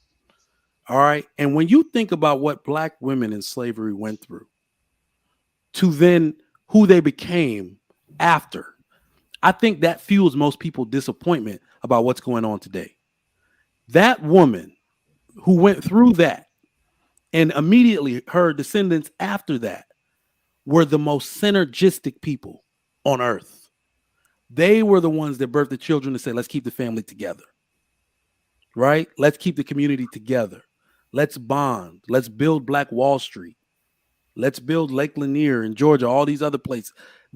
I challenge people all the time to say the post-slavery ADOS American, their culture is not suffering necessarily. It's not dysfunction. It's not ratchetness. It was family. It was building and staying together by any means. That's the culture. That's what fuels our disappointment today. Like, yo, do you see what happened after the most tragic thing that can ever happen to someone? Do you see what these people did? So that's why I say now, like, we got to tap back into that spirit, because that's what you're actually capable of. That's what I'm looking at least. You know? All right, John the Baptist. Yes. What are some other characteristics of a good man? The one I describe myself with, the one I like to live by, is stand firm. I don't believe in following the crowd. I don't believe in following what's popular to do, but what is right and what do I deem is right, and what is my mission and purpose. Don't be easily swayed by people's opinions and ideas, but be your own man. Be your own person. Have your own identity, your own thoughts. If I can flow with a crowd. I can stand outside of a crowd. I'm comfortable in who I am. The more years God allows me to see, I'm even more comfortable in the man that I am. So I think every man should be able to stand on his own, as well as stand with a crowd. It should make a difference. You should be your own man and just stand firm on your own principles. I think that's counteractive, but I respect the man's opinion. You on mute, Mike. We got one more. All right. Where is it at the bottom? You say that's counteractive? I think somebody else has a chance to go, but if I get a chance to push back later on. No, go ahead. You can push back. I think has everybody had a chance to speak? Yeah, everybody. He was last. All right, so just shortly and briefly, coming from where I'm coming from, I ain't going to keep announcing what I am, but all right, I'm completely against that perspective of people to think that they should have their own opinions and that they should kind of define themselves individually. I think you should be defined by the situation and the condition of your people, the greater context from which you come from.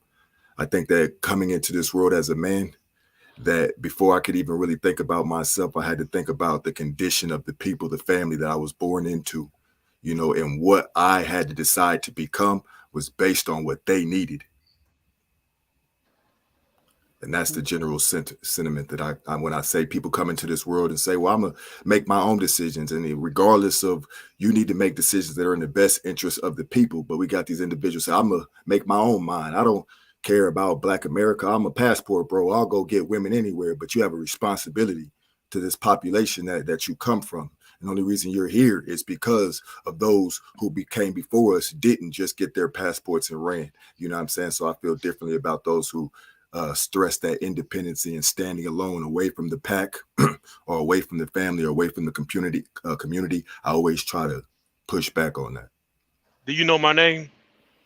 John the Baptist. I don't know your Do you real know name. do you know where I got my name from? No, sir. Okay, then do a little bit more research. But Right. You're right. But every man has a right Are you to talking? Are you talking generally about the Bible? Is that what you mean by getting your name from the Bible? What I'm saying is, generally, I'll put it this way. You have your perspective, and you're right. You had the right to have your perspective. Right. But until you lived and walked in my shoes, then you will probably understand where I just came from. I have lived and walked in your shoe. I'm a Black man, born and raised in America, just like you. I've walked in the exact same shoes as you have. Okay. Probably a long way and a tougher road and a lot more steps too. No disrespect. I'm just saying though, every man has to have their own opinion. You have yours, most definitely. You're right. And you stand on yours. All right. I love the respectful discourse amongst men. It's so funny. We could go into all kinds of directions, man, on that one, boy, I swear. But anyway, that's good. Go ahead, Mike. So, starting with Coco, or in fact, anybody can get on this. Are modern women more attracted to bad men? Is there even a reason I needed to ask? you, you Did didn't I have even that. really need to ask You that? didn't even have to But ask why that or why not? question. Are modern women more attracted to bad men? And if so, why? Anybody can go. Well, I'm gonna just say this real quickly. Yes, they are, but because it's thinking about the short term. I think a lot of modern women do not think long term. They think Mm, short term. They think instant gratification. They think, I want it when I want it now. And with that is I am drawn by the sex appeal. I am drawn by the swag. I am drawn that a lot of women are drawn by this individual. Yes, he may not have a job. Yes, he may only give me a physical satisfaction. And I want to push back on the, oh, it must be the D. The D is not enough. There has to be, in terms of for women, for you to continue to deal with somebody, there has to be an emotional, you have to like them in a certain aspect. There has to be an emotional connection for a majority of women for you to deal with the person, because to constantly deal with someone who cannot hold a job, who has multiple children with multiple different women, who gets in and out of jail, who is just irresponsible, that thrill of thinking that you can change that man too, because a lot of women want to mm, fix people, want to be fixer uppers. I think that is, and short-sightedness. I think that is the appeal. And then also on the extreme end for the men that do have the money, well, I want to be with someone. I don't want to work. A woman's mhm, nature is not to work so hard. We want to rest and just have someone take care of us. So that is the flip side to it. I A lot of women are short-sighted. They do not think long term. They do not think of the effects of having children with certain type of individuals, and that's why they fall for these type of men. mm. I want to go right on that if you're finished. Yep. Yes, sir. Yeah, I Come on, agree with man. everything you said except for adding to D, right? Because the D has a whole lot to do with it, especially if he's broke. If you don't have Well, nothing else going for him and you keep going back, it's because he's laying it down. I mean, that's it. And then you got emotions because women are internal. But everything else, I agree with what you are saying. Um, and here's one thing I want to say: this is not just black women. This is women in general. So a lot of people, a lot of black women internalize these kind of discussions, but across the board, women just like guys are a little edgy. I mean, white women are the same way, black women, Hispanic women, and so I had something, and you said it to me. I look at it as a bell curve, right? The guys on the high end, that all the women have a dream of being free because they got a guy who could pay for everything. A good amount of those guys they're just sleeping with all the women and just having their way with as many women because they're all being swiped on the apps and everything. And the guys on the low end that don't have anything but have some charm, some stature, kind of handsome, or maybe actually leaders of gangs and stuff. The things that women, the power that women are drawn to, they're going through the women. And they just had a guy who had 30 babies from 11 different women. This guy had a minimum wage job. This just came out. And so the problem is that when these guys are done on both ends of the spectrum, we got a whole bunch of bitter ass women after that's done, right? When they had their way. So all the guys in the middle, the so-called broke good men, they got to deal with all the trauma that these women have, brought on themselves by choosing these guys poorly. And so but women, so when a woman matures, and unfortunately for their biological clock, it seems like they don't mature until like 30 something years old. Got 2 babies from 6 baby daddies or whatever the hell it is, and now they want a good guy to come clean it up. And it's unfortunate that it's that way. Now, of course, we're not talking about all women, but some of it is just a self-inflicted wound. Now, there's always men out there who will accept a woman as they come, which is okay. That's kind of the community kind of guys. And black men have always been kind of good stepdaddies, and that's one thing that some people are trying to talk black men out of, but black men have always been good stepdaddies. But now the realization is that they're not even getting a good return on their investment by, taking in another man's kid. Not anymore. Back in the day, probably, but now it's not the same. So that's all I have to say on that. Go ahead. Oh, okay. Can I go? Yep. Anybody? Go ahead. Oh, can I go? Hey, Mike, how are you? Good afternoon, Auntie J. How are you? Hi, Auntie J. Hey, how's everybody? Hello. Hey, I see. You know the topic? If when I speak, people can speak back. Like, anyway, when I'm young, I'm attracted to that fast car, Tracy Chapman type of thing, right? I don't care what he has because I always had my own, right? I was always working. I'm always working. So and you might can't believe this, but in my head, right, I've always been a provider. I've always protected myself and my daughter, and I always made my daughter feel safe and secure. So in my head, because of my abuse, I don't see things the way, every other woman sees things, I don't talk most times from a place of feelings. I don't. You won't hear me say, I feel like I take the feelings out of it and I just give it to it butt naked. And they're exciting. I tried the white collar man, but he was just too dry for me. Conversation wasn't on the same way. Like, it was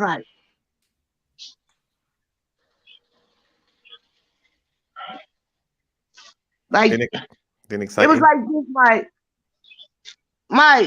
Mike, look, you guys, Yeah. look, Mike. It was like dating a white collar man. Oh, got you. I'm like, So the aesthetic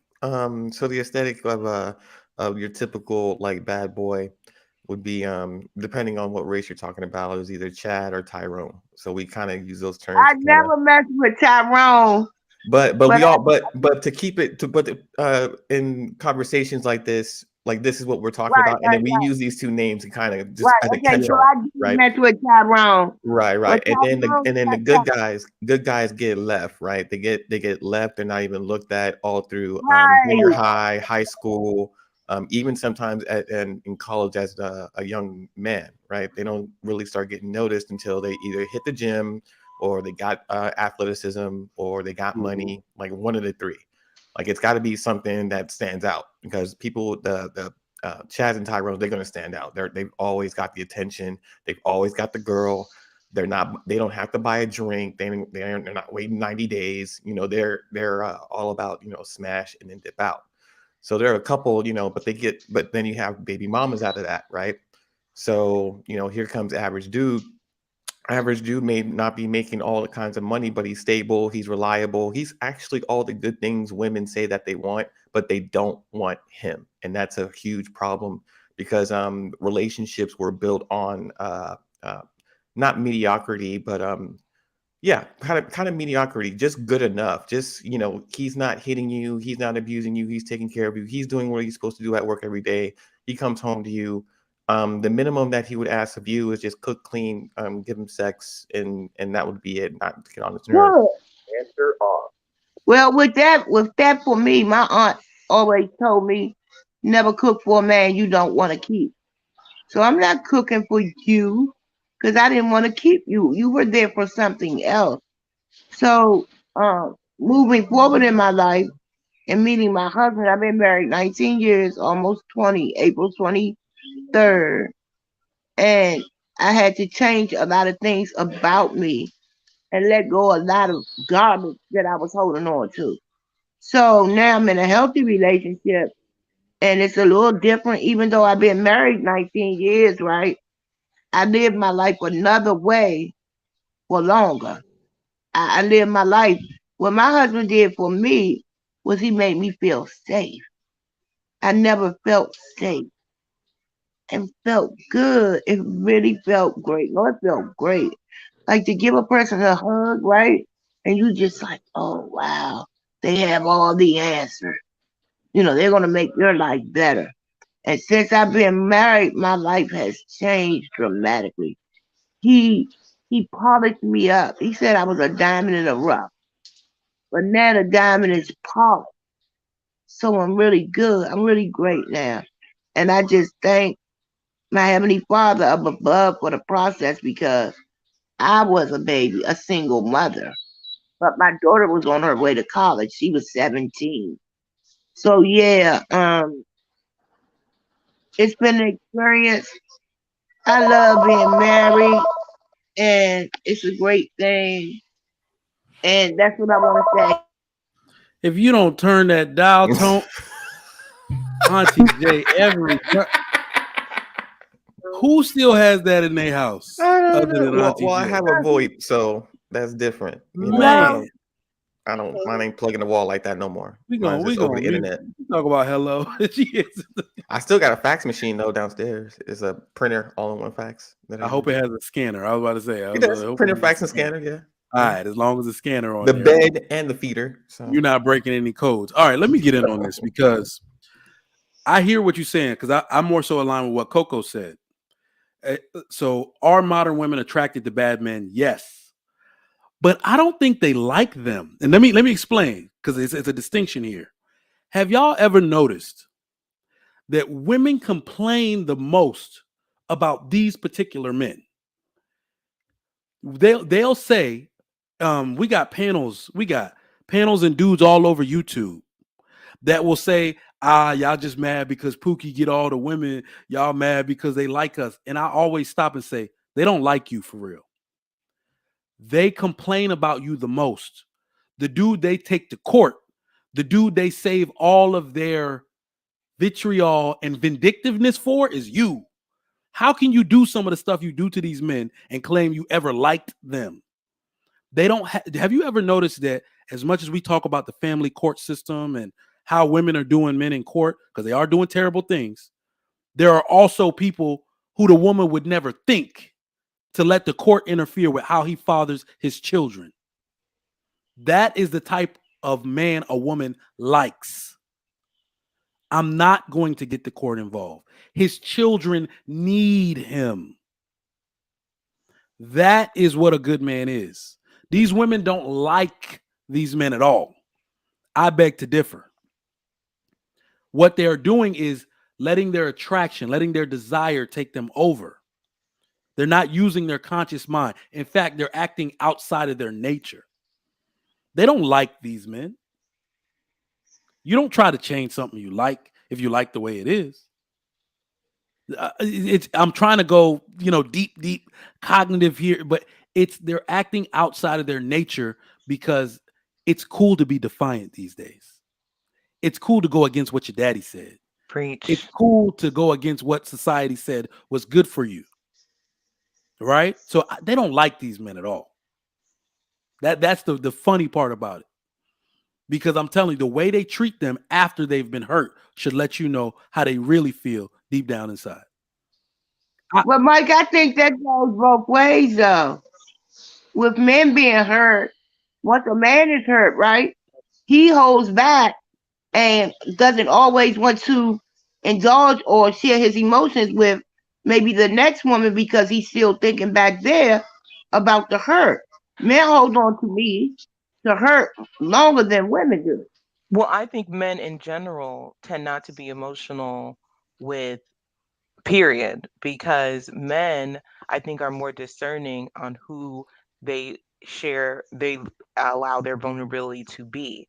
I think women are men and women express their emotions differently. It's not to say that men don't have emotions, aren't emotional. They are just more, from my experience and what I've read in the literature, are within, and women release.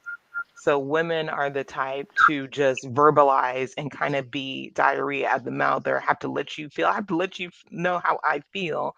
Women feel things, but they internalize it, or they may not express it in the ways that women express it. And I think that has been the main issue when a lot of women are like, he doesn't have emotions, he doesn't express it. No, that's not true.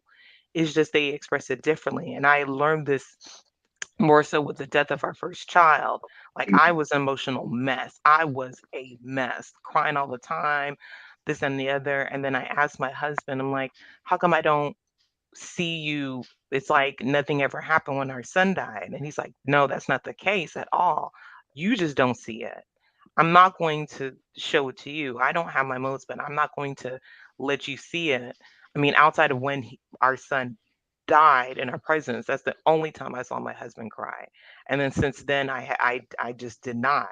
So when he said that to me, that was like kind of the light being exposed to, okay, I have to understand that how I express pain and emotion is not the same way that my husband or men express pain and emotion. And that was just really, I mean, thank God we stayed together through that really bad time, but I was willing to kind of listen and not try to change him and not trying to make how a woman emotes be how a man emotes. So I would disagree that, I mean, people in general, how we dealing with trauma is just is different. But I do think because men know that they bear more of the responsibility when they come to being good men, that is, when it comes to being a husband or even thinking about that, um, just are more discerning and are more careful to guard themselves with who they'll be vulnerable with. Because I always told my sister, I'm like, who do you think? My sister asked me, and she's single, like who is more cautious about being married, men or women? I said men, and she's like, why do you say that? I said because they, I think they realize because the burden is on them to be that man in the family more than women do.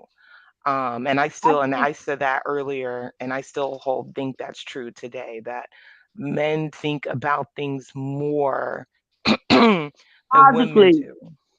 they have logic and we don't. Logic meaning when they make their decisions, they can foresee the whole picture. And we as females don't always see the whole picture or the repercussions of the things we may say or the things we may do. And I had to learn this. It's something we don't have. Well, And I'm it's not going to say okay, women aren't logical, but I would you say know. men tend to lean more And with their I'll tell emotions you why. first. I can give you an instance, right? You you lost your baby, right? How old was your Mhm. baby? He was 7 days old, and we were at the Okay. NICU visiting him, and he passed while we were in the NICU. So Okay. yeah, that. Thank you. Yeah. Listen to this though. We are coming into these spaces. I learned so much, right? We are the incubator of the babies, Hmm. but the babies are there. The babies are there. We feel like it's ours because we carried them, but they had the living sperm. We just had the ovum. You see what I'm saying?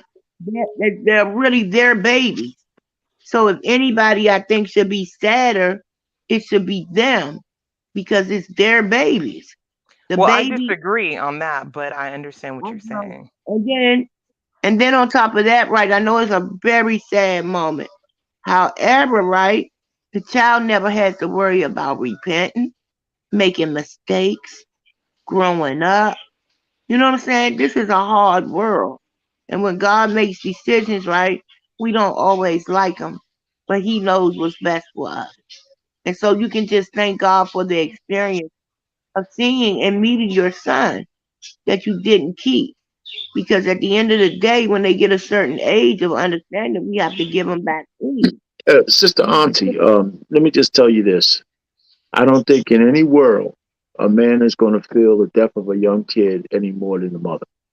Right. In that kind of way. I don't think there's a world that exists that way. I mean, we're I going to feel it, but the mother who carried that baby, and that I don't think we're going to elevate to that Well, level. I would say that emotionally, so biologically and biochemically, women feel more units of stress per stressful occurrence. That's why they age a little bit faster. All that black don't crack, that's BS. Let a woman feel some real stress. That shit cracking. Okay, so let her get let her get some units of stress. Yeah, you see all of it in her face, crow's feet, her eyes, her skin. They feel more units of stress per stressful occurrence. So when you say even a man's ability not to cry when something happens like that is because we have the ability to put it off in our mind to compartmentalize it because we're not feeling it. Like the unit of stress isn't as bad as it's delivered to the woman. So when I found that out, I was like, damn. So we can't even just say women stop tripping because there's literally biochemistry involved with why they trip so hard. So right. I got what y'all got on that one. I wish the way that we kind of men have to even rationalize women as to how you act and behave at certain times of the month, or just because you saw a sad movie, we always have to accommodate to this biological like maverick that you can go either way its direction, and we have to kind of cater or kind of move to the left or the right, while men have been the same way for an eternia about how we feel sexually, because sexually is tied to our emotions and that's how we move. I have never seen an era or a day or a month or a year where women haven't demanded that we control somehow our emotional intent and how we operate. But when we try and ask you the same thing, it's like, well, don't even, like, what are you doing asking me to control my emotions? This is who I am. You need to accept me for me and all my craziness and and I come with the package and how dare you try, like all of that. When we try and just ask you to like just not like for a minute or a day, and then we have but we cater, right? We're so logical that we have to it's like working in an insane asylum. We're all the workers, and women are subject to acting emotionally irrational for certain types of events, whether it be a death in the family. When we have to understand your grieving process. Everyone grieves differently. Whether it's you're angry, you found out about something, you were lied to, something at work, you express that differently. So there's all these like these bombs and these C4s of explosions of emotions that we have to kind of just like mind sweep and know how to operate and comfort you and be your everything, while the one thing that we require, which could be sexual attention, like it's like somehow there's this disconnect where you just need to settle and not cater to your sexual intentions, and you need to understand all of our craziness and accept it as well. Well, no, I will push back on that, because what my husband did teach me is that you need to stop crying so much. Like I do. When when we got when we got together, I was a baby. I was a crybaby, but he said one time to me, he's like, "You need to stop those crocodile tears," and I was like, Cry, baby. and Did I that make you stopped. cry? No, it kind of made me like, wait, what? It threw me off because he was so mad. I need to stop crying. Yeah, and I was like, you need to stop. Yeah. You need to cut this out, because What the a good baby's gonna man, do? a That's the good man, baby. but a good man will be able to kind of like put the foot Weed through that. down and say, hey, I understand. There's some point where yes, you can cry, but some point it's like, look, you gotta just cut that You gotta out stop this and get it bullshit. together. I And guess if we go back on topic, order is, a man puts order to a woman's chaos. And that's what a good man Yeah, does as well. Put yeah. order to a woman's chaos, and Wow. that's what we're here for. It's right That's there. I so like that. wait. We I got like that. we got a moment. This is what we call a teachable moment in our collegiate sector. Okay, this is a teachable moment, ladies. When we say boys shouldn't cry, this is what we're talking about. We are not stoics to the point where we're saying boys shouldn't cry to express extreme sadness or extreme pain. What we are saying is boys shouldn't cry senselessly. Boys shouldn't cry needlessly, and Pout. boys shouldn't cry to manipulate, because our job is to put order to the situation. And I ain't never seen a man fix a problem while he was crying about that shit. That's Every minute spent crying is a minute lost true. from fixing the problem. Yes. and eating your snack. I don't want to do that, Mike. I don't want to do it. But you, All right. Mike, can I I got respond I to all got one that? for y'all. Y'all gonna hate me on this one. All right, we're gonna go You around. got Oh, one I more. think Love Last C wanted African. to say something. Who? Hey, Love Love C. C. Love Hey, C. AT. No, I just wanted to respond to what you just said, Mike, really quickly. I think that Look that at how is you love. it's a key thing for um when you're talking about raising young boys to ensure that you do what it is that you said. That's a conversation that a lot of time isn't had because as parents you don't have the patience or you don't have the foresight to realize that I'm raising someone's husband. But to be able to look at him and say, "Are you crying? You're crying. That's okay. You're crying. Okay, what's the problem? Okay, now is this crying going to help you fix the problem? Because there's a difference between you hurting yourself and you pouting.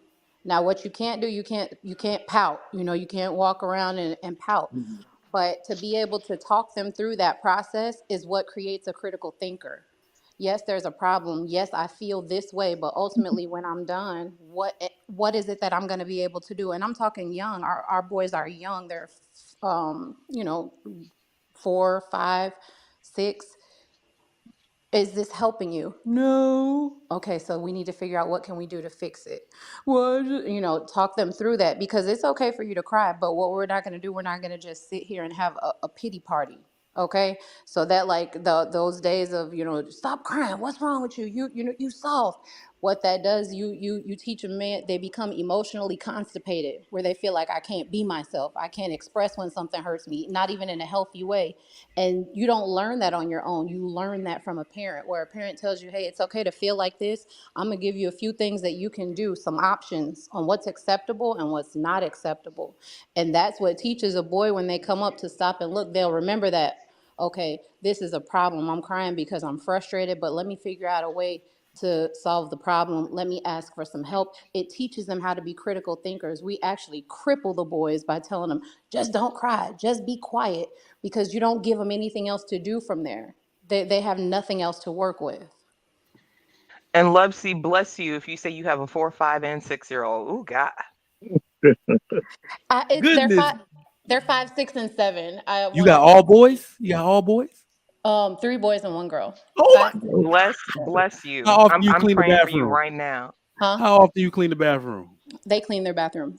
I Oh, clean. good. I clean the majority of it, but they clean the toilet and take out the garbage can in the tub. Bleach bomb. I got one boy. This boy missed the Man, whole damn toilet. what are Woo! you? What are you aiming for? Just What? what? Yep. Always So. be intentional. Dang. But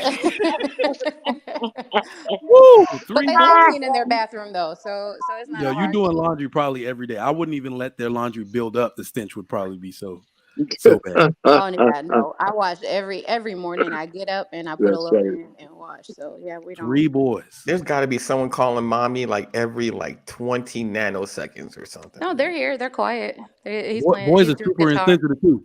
Mama, Yeah. Remember? mama. Just No, invade your space. it's not until something happens. You hear a big bump or you hear Oh, something fall, and then they're like, nope. "I'm telling. Me I'm and John the telling." Baptist talk about it. They probably take up daddy's titty time. Everybody just Yeah, yeah, they yeah. want to lay their head there. We're like, if y'all don't Oh move, no. boy, I You brought know you in this what? world. I'll take you out. Get off my titties. Get That's off. one thing We that fight. we Yeah, we we had to separate fight that over that. time. No, we don't fight. We separate that time. You see this? This is called your own room. This is where you Mm-hmm. belong. We'll see you later. I had to have a rule where they couldn't come out of there because I have one that wakes up really early. I get up early, but he gets up at like 5 o'clock in the morning. And I had to tell him, listen, you can wake up, you can be quiet, you can read, you can do whatever you want, but you cannot come out of this room. You know, a little boy, 5 o'clock in the morning, he taking a bite off of some fruit, putting it back in the refrigerator, just wandering, mingling, doing things. So we had to nip that one in the bud real quick. Funny. That's hilarious. All right, y'all. I got one for y'all. And ladies, you're gonna hate me a little bit. You're gonna hate me just a little bit, but can a cheater be a good man? Oh my God. As a matter of fact, before we get that, Last African, how you doing? You didn't get a chance to talk, sir. So what do you got on the topic in general? Then we'll get to the question. Think on it, ladies. Think on it. I'm expecting intelligent answers on this one. Chat, what say you? Can a cheater be a good man? But Last African, you're on mute. Go ahead. Harry Bennett okay, I was patiently waiting. I forgot what the question was. The topic. And a target at the other end of the room. Can you hear me? Topic is, what is a good man? And if someone what is a good man? Yes, sir. I digress, but I'll say at this point, a soldier, a military discipline-minded individual who can identify with the threat that we face today as black men. You know, we being invaded in our own lands, and we blaming our women for it at every turn. We blaming our women for the troubles that we face outside. So, you know what I'll say to this? It's funny because, remember, I think it's the diversity of what a good man is that makes an entire community and culture. You see how we got some men hitting it from one angle on the, I guess, militant front, basically what we got to be to protect ourselves as a culture. Then you have other men hitting it on the home front and what you need to sustain the culture. So I think it's actually a mending of the minds where you're like, all of these men are necessary. Everybody can't just be one way, and you need the generals, you need the workers, you need the leaders, you need the CEOs, and that's what makes a community of men. So I actually like that answer because it's just showing us. All right, Coco, can a cheater be a good man? A cheater, yes. A serial cheater, no. And I'll explain why when it comes to that. Because you're putting yourself and your family at risk if you serial cheat. You are putting yourself more at risk for sexual diseases. And again, I think this is a thing that a lot of people do not talk about or really speak of when it comes to cheating. We get caught up in the, ooh, my girl caught me, but no, caught you. You're putting your life at risk, sexual diseases, because of course, with HIV and herpes, but with chlamydia and all these bacterial, it can affect your hormones. It can affect different systems within your body. It can affect you cognitively and physically different things by just putting yourself in that increased risk. And then your life, when you increase the intimate um, relations with different women, you really don't know these women. You don't know who they're attached to, if they're crazy, if they're going to come after you, if they're going to come after the person who's closest to you, which is your wife or your girlfriend or whomever. And then financially, what I hear with a lot of people, even Andrew Tate says, it's a lot of work to deal with multiple women, and it takes you off of your goal. If you have goals in life, it can disrupt so many different areas of your life. And I think it's really foolish for a man, knowing with the Me Too movement and everything that's coming up against, to voluntarily put yourself to be at risk multiple times with multiple different women. That's not wise. That's not discernment. That's not wisdom. That's just forget about what the woman thinks. I'm talking about from you as a man in terms of being on your grind and having discipline and being into a certain standard. So if a man cheats, does not make him a bad man. A good man can cheat because we all make mistakes, and it depends on the vows that you have laid between you and the wife. If you vow to be a man to only one woman and you cheat, you're breaking your vow. You are breaking the standard of trust. Doesn't mean that you're a bad man, but that is something that you and your spouse have to work on. But if you do that continually, that's you can't be a good man if you do that continually for all the above reasons that I mentioned. Good answer. Marriage, politics, and sports.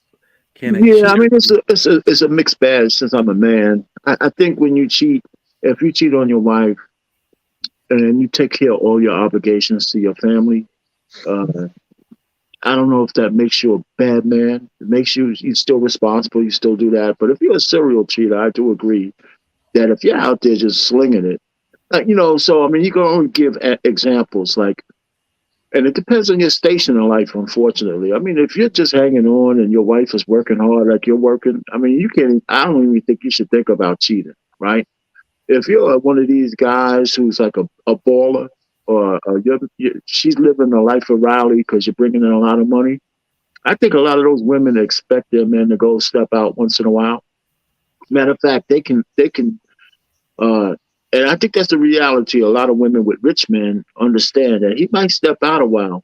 It only becomes an issue if the chick starts calling the home, he gets her pregnant, and and does the stupid stuff which embarrasses his wife in the public. Other than that, she could probably handle it. And of course, people say, oh, it's a double standard because I can't cheat. Well, if I'm making all the bread, no, you can't. But I think women understand that too.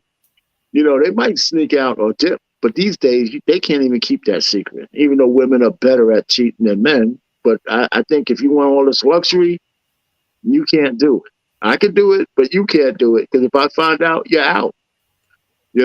And that's another story. But anyway, that's what I think. Man could be still a good man. Look at Martin Luther King. Now, I believe all the stories that he had to tap a little bit once in a while because he was under tremendous pressure, and his wife was a little bit, but he probably didn't see her that much because he was always on a road, this and that. I don't hold no ill will against Martin Luther King tapping a little bit once in a while.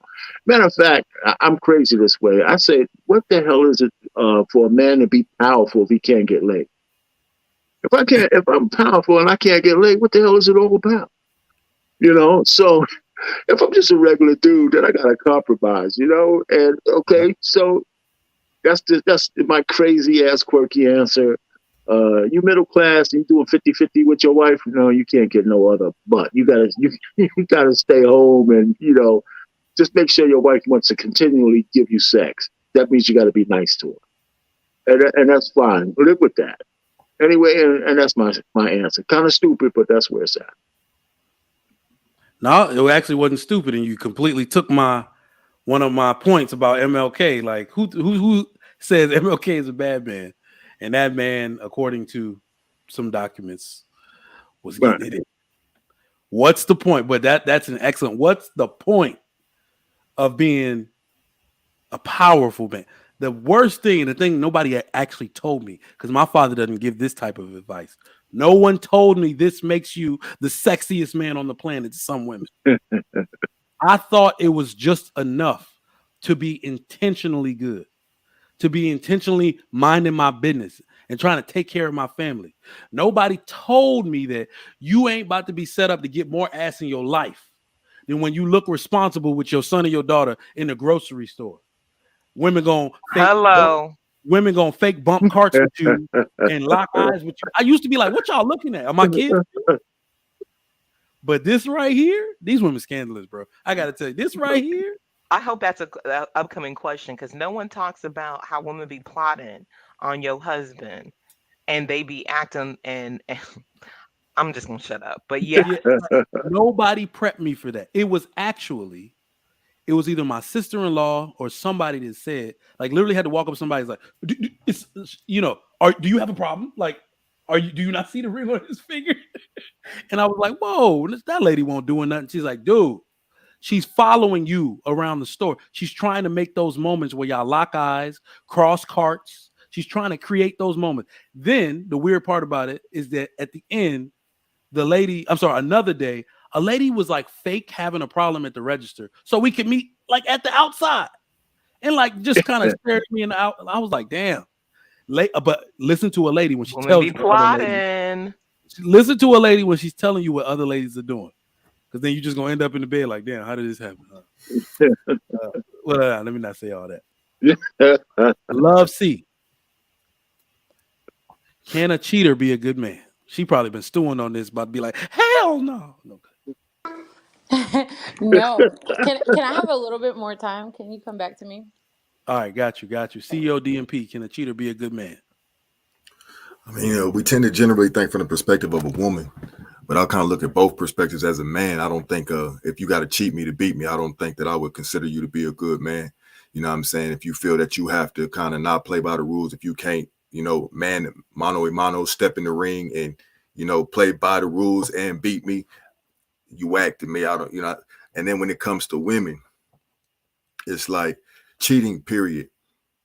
if you have to cheat, it kind of talks about your integrity. If I get in a relationship with a woman and I'm not wanting to be with just that woman, then I'm going to let that woman know that I'm seeing other people, that I haven't, whoop-de-whoop. If you're in a relationship with a woman and you're leading her on to believe that you're in a monogamous relationship, you're only with her and you do it, I don't think you can be I don't think there's no excuse for it. But if you do slip up, the only way to salvage your status as good would be able to, before you subject your woman to it by having sex with her again, giving her the choice to decide if she's willing to forgive you. You have to tell her that, hey, I did this. You know what I'm saying? I think that you can become a good man again if you do it that way. But if you just cheat on her, go sleep with other women, come home and put it on her as well, you putting it in her mouth, and you know, I mean, because she kisses the kids. You know what I'm saying? I'm just thinking of that whole thing. You know what I'm saying? Like, nah, bro, because like you said, you done mess with some whore or some hoe or something. You done contracted a disease, and then you coming home and you kissing your daughters, or you kissing her and she's kissing your daughters. That whole aspect, that can't be good, No, that's a good perspective. That's definitely good Good perspective point. right there. All right. Y'all's gonna make me enter the dragon. What's up? What you got on it? Okay. She's your queen. I love Cisco. I'm sorry. Okay, But I first know of all, you're doing another reference, but okay, so yes. so I come at it from two perspectives. And first of all, let me disagree with everyone who just spoke earlier, because I think y'all have always got valid points, especially that military reference, because I never would have put that together. So I'm glad that you came from your end. So I was married at 23, right? Have a wife and a daughter out of that marriage. And me being in my 20 something, I cheated a lot. I couldn't stay faithful if you paid me. I had an opportunity to discover, just how sexually desired I was. I pursued it. Completely hurt the wife, hurt the family. Like you were saying, putting my family at risk by going out, and could have brought something, So now getting into my 30s, I met another woman, and this woman that I met, my behavior was different. Our behaviors were different when we were together, when we got together, because I started thinking and I started doing things as if we were married. So I'm not sure if anyone here has seen a Bronx Tale with Robert De Niro or anything like that. So the kind of girl that I'm talking about, when I open the car door for her and I let her in and I shut the door, she'll actually lean over to my car door and open it for me before I get there. So this is the kind of woman that I actually was dealing with. And for me, because me cheating on my wife, cheating on some other girlfriends that I had in the past, with this one woman, I was like completely committed to her. When I was with her and she was with me, yeah, there are many other women that I look at and check out, but I didn't sexually desire them or pursue them, and I didn't feel the need to. Then all of a sudden, commitment and being with this one woman, it was nothing. It was easy. I didn't have to try and be faithful or have my sexual libido under control. It just came naturally. So I was a husband to the wrong woman. I was you can only be a commitment to the right woman.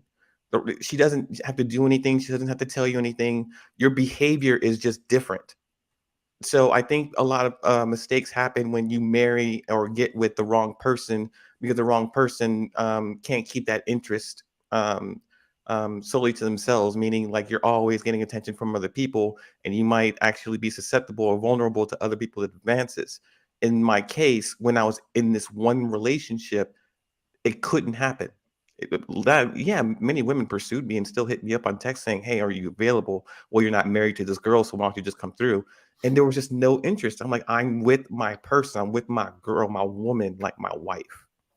And that's how it kind of played out. So I came at it from different angles. I was married, cheated all the time, and I was in a relationship where the thought never even crossed my mind or interested me.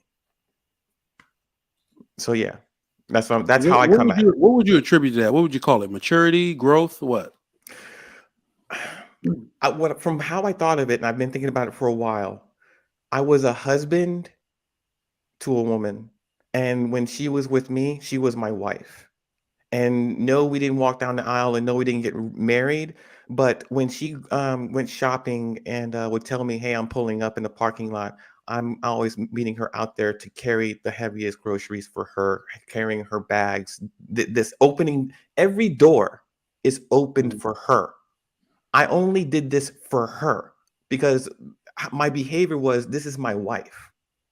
That was my behavior on this one relationship. She was my right person to do that with. I've never done that for any other girlfriend or even my wife. You wouldn't open up the door for my wife?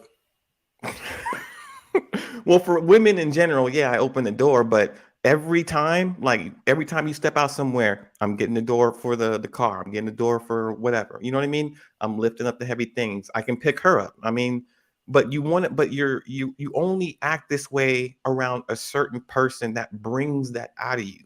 That's not just your common, oh, well, I met this girl, I talked to her, I liked her, we slept together, and then all of a sudden the roles change.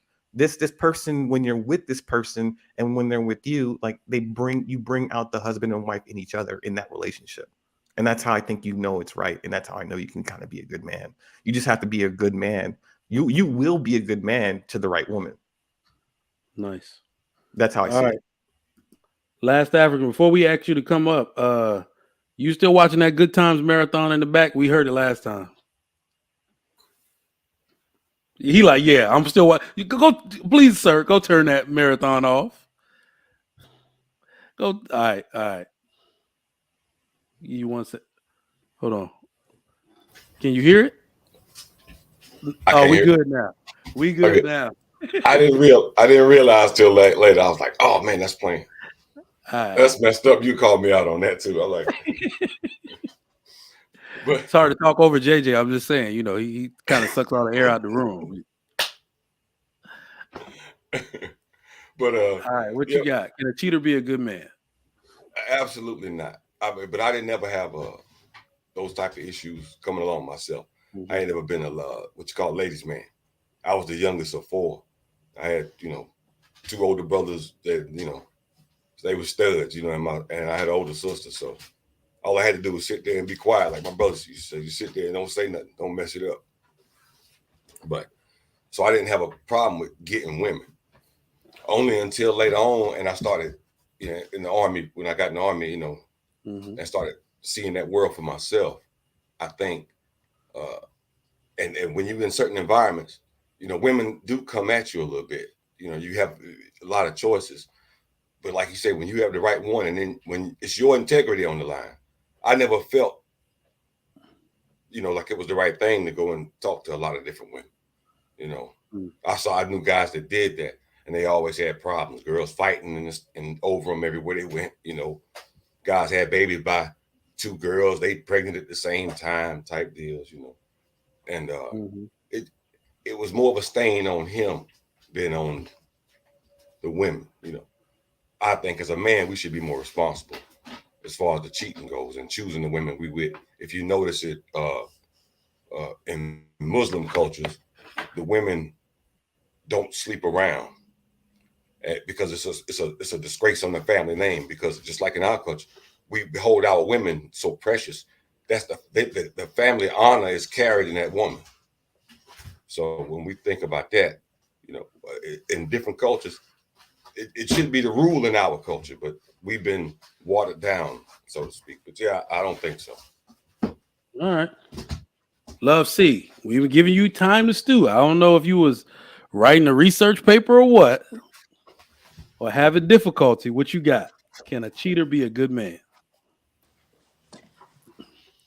No, I was taking care of something and it was loud. Got you. So your answer is probably very succinct and clear. Yeah. So this is something that, like, coming into this space, I've actually challenged what I believe just to hear other perspectives. But so I think you could still be I think it's the issue of integrity to me. So I don't think that if you've made a commitment and then you go back on your commitment, I don't think that that's a good thing. I'm careful about saying that they're not a good man because I think there's a lot that goes into being a man, but there's definitely a brokenness somewhere if you don't have the integrity to be able to say out loud what it is that you want. And I'm saying that if you're in a dating relation or something where you're not just with one person, if you're with one person, I think the inability to communicate what you want is a problem. So no, I couldn't do that. But I just want to say something, and this really, I could be looking at it wrong, but I find it very strange when you hear men justify cheating because of the amount of money they make. But then on the flip side, you don't want a woman to judge you as less than a man if you don't make that amount of money. So if you're broke or you only make a certain amount of money, you don't want a woman to look at you and be like, well, he's a bad man. He doesn't make enough money. He's not good enough. But then if you reach this certain level of said money, then I'm able to now all of a sudden cheating becomes something that's possible for me because there are a bunch of other women out here who would want somebody that makes as much money. I think that's just as, I think I it think it's takes pretty away, twisted. it takes away from the value of what a man is if you put it on the dollar. Like it's just the dollar amount. Once you get to the specific dollar level, now you're able to cheat and she should be okay with it. You know what? I'm not going to play full devil's advocate on this. The reason why I think no. The reason why I think some men, I don't think it's necessarily conscious, because Hmm. we have to assume that every man that made money is not a desirable man until he makes it. So he Sure. was probably unaware of the access that came after the fact, and decided to overindulge. Because the one thing that I don't think we talk about enough is that, like I said, me personally, I'm out here minding my own damn business. Nobody told me that when you became a resourceful man that these women was going to start being the bloodhounds, right? So you think it's Sure. not enough to just mind your own business. You got to stay out the damn. Stay out of the way. Yeah. The women become the foxes, and you have to stay out of the hen house. Like, you see what I'm saying? It's like, yo, like, Sure. whoa, I didn't know y'all were the predators when after. So some men, it's really just unconscious. Not saying that, you slipped and fell in the box. You just didn't That know you were happens. going to have that much access to it. Hey, It Mike, happens. can I just say something to the sister, because I don't disagree with what she just said, I because it don't. was my point, but she's coming from a woman's standpoint. Uh, a lot of men achieve for the admiration of women, and if I'm gonna marry somebody, um, and if I'm a regular guy, woman treats me like I'm a regular guy because that I can only provide so much. And my expectations of her can only go to the level of which I can give her. Right. So she's not, if she was a dreamer for an opulent life and, all kinds of stuff, she wouldn't marry me. Matter of fact, I'd be invisible to her. But if she wants to be on my level and live within the means, if I'm just a regular dude, I think I'd be more obligated to make sure that that whatever kind of, first of all, I'm not going to get as much attention from other women either. So it's going to be easier to stay faithful. And I would probably want to stay faithful because I'd be obligated to do that. But if I was a high flyer and I had sex with a lot of women and I was really rich and I had a wife that was probably giving away for chicken dinners and now I'm making a living better than she ever lived before, I might not exercise those options. But if I do, she would know that before we got married. I would let her know. And she would have the choice of, going to Kentucky Fried Chicken or her life or living in my mansion. So we can't ignore that class changes, doesn't have to change the integrity of the person, because I wouldn't do it on the down low. She would know. Just like I said, I think all those NBA wives, I think they know that their husband might dip. And there's some of those guys who don't dip, to tell you the truth. But so I'm not disagreeing with what you're saying, but it's not just as simple as you're putting it. But you're right. But it does make a difference to not only the woman, but the man. If we're both struggling and we're doing 50-50 and all that, I mean, I don't think a guy can no way justify. First of all, he ain't got that many honeys coming after him anyway. And he'll probably end up being more faithful, be too busy struggling to make it, So I mean, maybe it's a unfair kind of thing, but I just think that's more the way the world works. Well, Yep. I know I'm a little slow. Can I say something? Sure. Yes, sir. Real quick, and I'm gonna read the super chat. Okay, because I might be a little slow, and I'm not married. I mean, and I'm not doing. I'm not financially, what you call stable.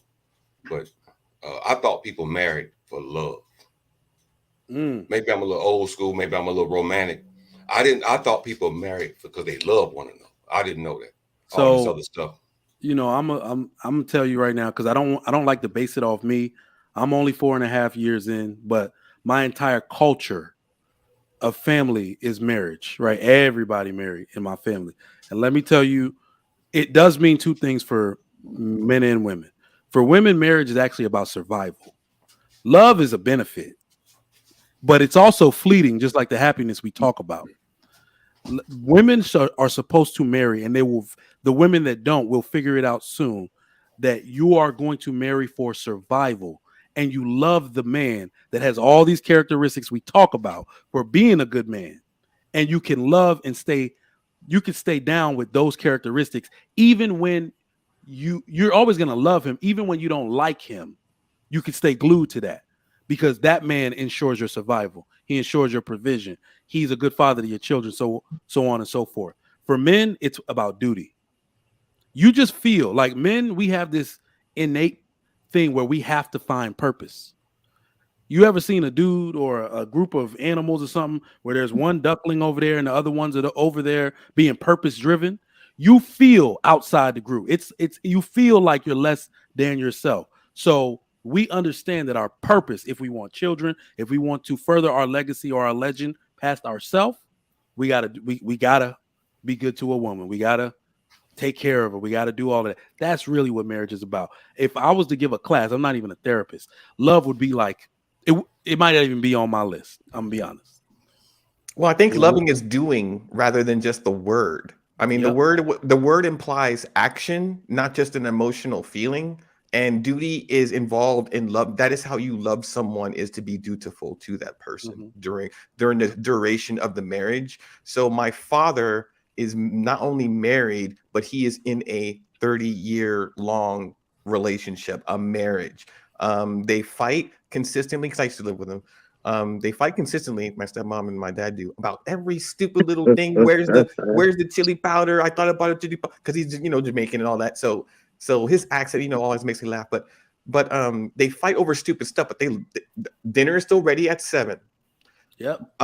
He drives to pick her up early from work, like every night without fail, rain, snow, you name it. They're in a marriage, a functional, long-lasting, death till you part marriage. Yeah. And we don't have that anymore. And I think that's what you were getting at, last African, like that love part, right? The love, like the duty, to the commitment to another person for so long. It's an investment. And we just don't have that anymore, because I think it's like we live in an era of attention deficit, constant affirmation. A woman so quick to say, you don't love me because when's the last time you said I was beautiful? When's the last time you did Exactly. You busy out trying to maintain a family and this bread and this income, and trying to make sure everyone eats the next morning and that you have a roof over your head. But the woman still has the requirements of affirmation and attention. And if that falls short, she seeks it somewhere else. And here comes Instagram, here comes social media. All right, let me read these super chats. Bravo Tech, $10. So Mike, the question is, did she get donuts or not? Yeah, man, she got donuts, bro. Because once her brother gets in the car, it's a wrap. Both of them it's Friday. It was Friday too, wasn't it? Yeah. So they did get donuts, blue sprinkles, pink sprinkles, and maple. Shipley's, by the way. Shipley's, for those of y'all who are in Texas, or I don't know if it's all over Texas. Shipley's is way better than Krispy Kreme. Can I get an amen? Whoa. Is this donuts after she had to go home early? Yeah, yeah. Well, Oh, they get treats on Friday anyway.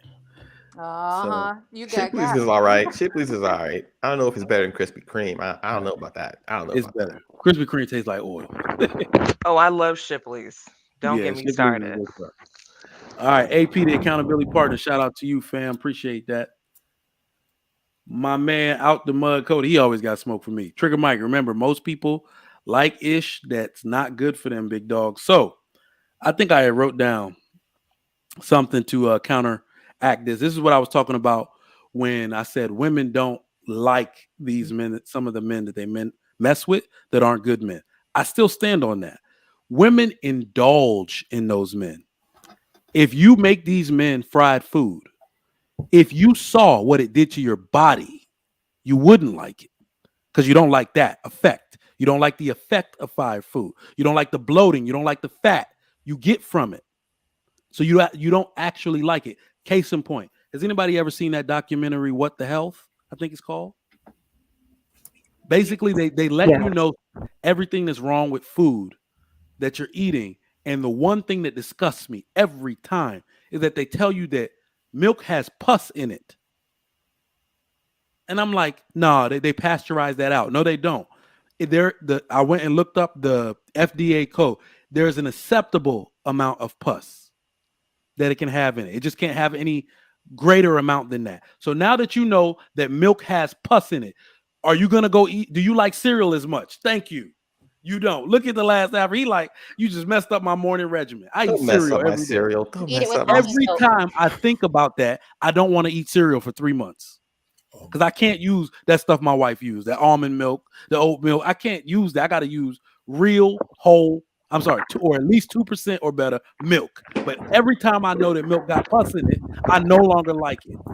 Well, that's also wheat products. Wheat products have a certain amount of animal droppings that's allowable because you cannot stop Oh, no. rats in the road. Oh, So I it's in your mean, cereal too, milk. You go ahead and drink the milk and eat the oh, eat the cereal. so now you're just going to ruin wheat bread. Honey wheat bread is my favorite bread. Oh, man, come on. No, but see, when I saw that documentary, we don't drink like regular milk anymore. Even my children will tell me like, hey, they'll tell people like we don't drink mucus milk. They don't drink. They drink Mucus almond milk. and pus. When they said Yeah, that, right? You no longer like milk. Once you realize what it does to you, what you realize what it's made of, you don't actually like it. That was my point. yeah. All right. So the accountability partner, was that a rotary phone? I heard it sure was, AP. All right. AP for $5. Mike, that is so true. So true. The resources you have, the more resources you have, the more they hunt for you. Well, that's what I've been told. Great show. Hey, that is true. I mean, it's understated because we got to be respectful to our wives, but we don't talk about it. That's one of the bigger problems we have as men is we don't talk, we don't complain, so the world thinks we don't experience. If we told you how trifling these women are, sometimes we just want peace in our home, so we're not gonna tell you. We're not gonna bring it up. But every time a woman says something about a dude being trifling, I just think you have no idea. You got no idea what these ladies are out here doing, saying, texting, etc. But moving on, I want to thank the panel today. I got one last question for everybody. It is a yes or no question. We're going to start with Coco. Do you believe there are more good men in modern society or bad men? Yes, sir. Which one? ooh. I do believe that there are more good men overall, but I again, this is where I categorize. There are few good men. Most men are average, and then a small percentage that are bad. That's just across the board when it comes to people. Most people are on the average side, meaning that they're they're just floating through life. But when you talk about just like when it comes to A, B, C's, and D's, there are a few people that get A's, B's. Most people fall in the C and the D range, and a few that gets F's. So Nice. yes, there are. Wait, I'm sorry. Your question is yes or no? Are there good men out there in Yeah, the are there world? more good men or bad men? What do you think? I think. Hmm, I think there are a small percentage of good men, and I think just most people fall in the average and the small amount of bad. I honestly do. Good is a rarity. Good is not the majority. Okay. Mr. Marriage, Politics, and Sports. What do you think? Are there more good men or bad men?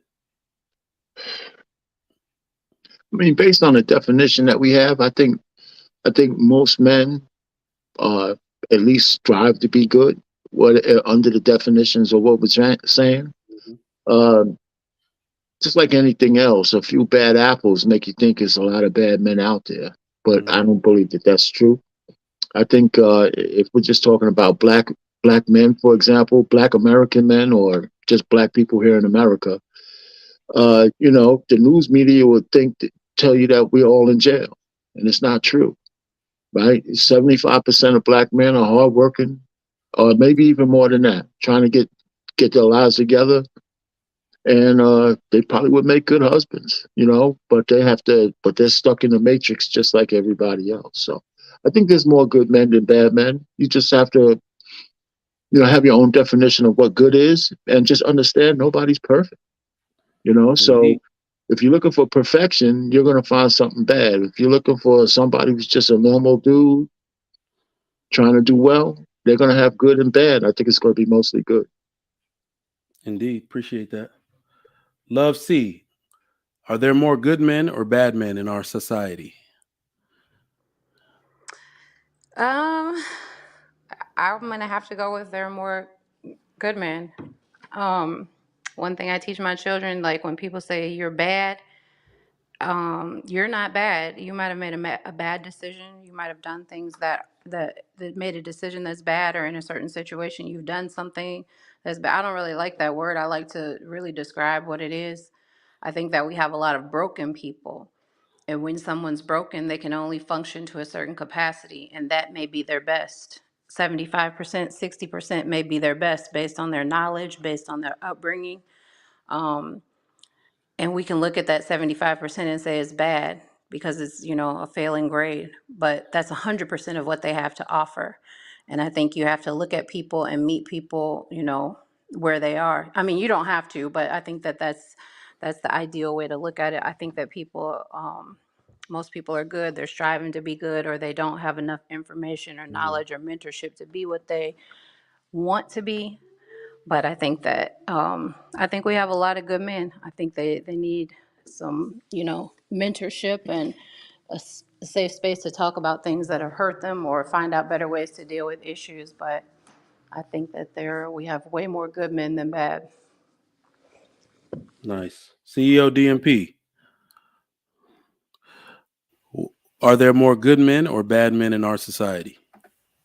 I want to take this slow just to drag out just a couple of points, but I'm not going to take too long. But it's within the context, because just like I just want to put it out there, like within slavery, right? Just an example. I'm not trying to get into that, but just an example. The black man who would sit back and watch his kids being sold, the black man, and would not fight master serve, the black man who would watch his woman taken back into the shack and raped and didn't do anything. According to the white man, according to society, he was a good boy. He was a good man. So that whole twist on things. Second of all, within my particular ideology, I believe that it's like 5% good men, about 15% that are kind of like straddling the fence, and like the majority, the 80%, are bad men, but not bad men by naturally, innately evil, but just in no way, shape, or form. They're blind, deaf, and dumb. They're not doing what is required of manhood. You know what I'm saying? They haven't passed the rites of passage at all. You know what I'm saying? So, and that's how I believe, you know what I'm saying? And I even believe there's a couple out there like me who kind of create a new category, like the 1%, but I'm just bragging and boasting and shit, you know what I'm saying? But for real, I really believe, honestly, it weighs out that way. Remembering that the only way to really determine if a man, like by definition, is good or bad, it's all about morals and ethics. You know what I'm saying? As long as these sound there, people make mistakes, people are flawed, nobody's perfect, but it's really about the morals and ethics of a person. But like I said, 80% of these dudes out here ain't worth shit. 80% of these men out here ain't worth shit. There's about 15% there's something halftime, and then they ain't shit halftime. Like I said, they're straddling the fence. And then there's a 5% to a 1% like me, who you want to carbon copy men like me if you want our race to survive. I see he trashed the rest of us and gave himself a commercial. I see what you did. I see what you did there. Y'all ain't shit, ladies. These ain't shit. I'm the shit. You need to get over here. We see what you did. And it's really not personally. No, it's really me feeling that the nationalist-minded men, the men, like we're the real men. No, we know the point you're coming from for sure. Right. Into Black Dragon, are there more good men or bad men in our society? I think there are more good men. I think good men are often the men that we overlook and ignore every day in our society. They're working at Starbucks, they're working at Walmart, they're at the gas station, they're the cashier. They're not out here. I think it's just mostly the bad men or the bad people, if you notice in our society, get rewarded with attention. Yeah. And that's how we focus on. Everything's focused on the bad things that bad people do. Nobody has a camera in front of John who got that coffee right or whatever, who cleaned that car real good, and holding it down for, however little money or more money they're making. So it's just the attention. We don't pay enough attention to the good men and the men who we say that are average, but are really holding it down, doing what they're supposed to be doing. I think that if we want to create a society of good men, good men have to start creating other good men. And since we all have different definitions and that there's different faces to what type of good man, a good man could be military, come from that background and be disciplined and offer structure on that time. And there could be a good businessman who's talking about, honoring his agreements and stuff like that, service levels agreements from that side. And then there could be good men who provide for their wives and know how to talk to them or treat them or something like that, who come from that side. So we can create a society of good men, and we can become a better society. It's just like patience to, invest in all that. Yep. Great answer. The last African, you the last one. Does our society have more good men or bad men?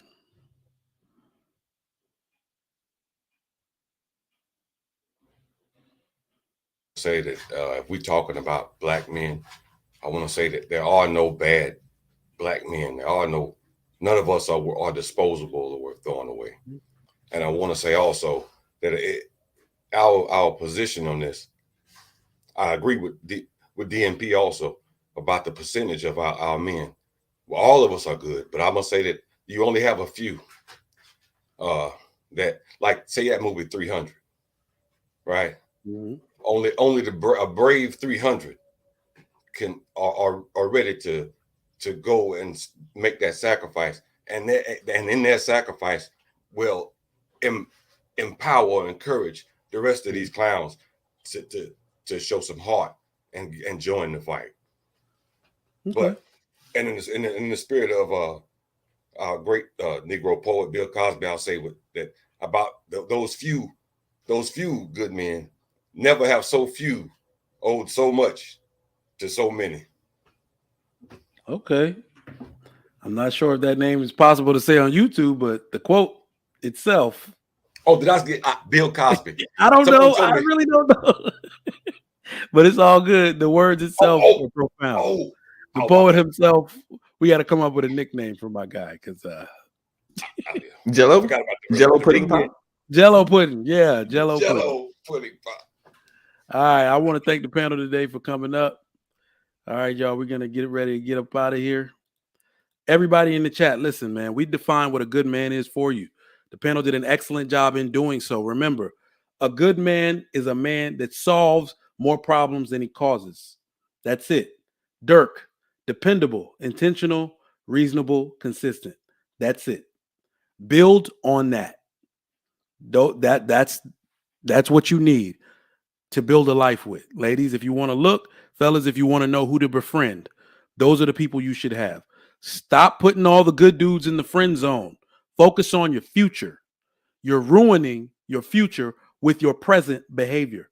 That's all I got for y'all today. Hit that like button on the way out. Remember, this type of topic and these type of topics in general, I want you to share out on your social media. So go to the bottom, hit that share button, share this to your Facebook news feed right now. Share this to your Instagram chat right now. Share this on TikTok and all other outlets, even on YouTube. Share it. Please make sure to hit up my personal channel, which is at Trigger Mike Show, youtube.com/the @Trigger Mike Show, or just type Trigger Mike up in there. I'm going to have some more clips, some more shorts coming. Some of them will likely be topics on the show. And make sure to subscribe to the Lapeef Network and hit that bell for notifications. All right, y'all, this is another great one. I think our topic tomorrow is going to do it on the flip side. I'm not a woman, so I'm not going to dare tell you what a woman is or what makes a good woman. I'm not going to do that. What I will tell you, and what I will take an aim at trying to tell you, is what is wifey material. So come around tomorrow. We're going to be discussing what men think wifey material is. Then we're going to have some wives come up. Hopefully Coco and Love C come up to tell us what a wife is and what they believe a wife is from the day-to-day duties they perform. So, all right, y'all, it's Trigger Mike. Another great one. We'll see y'all tomorrow. What is wifey material? Today is Monday. Make sure to subscribe to the Lapeef Network and the Lapeef Experience channel to see what's going on those individual channels. They might have the solution coming on tonight. All right, y'all. Till next time, Trigger Mike, I'm out.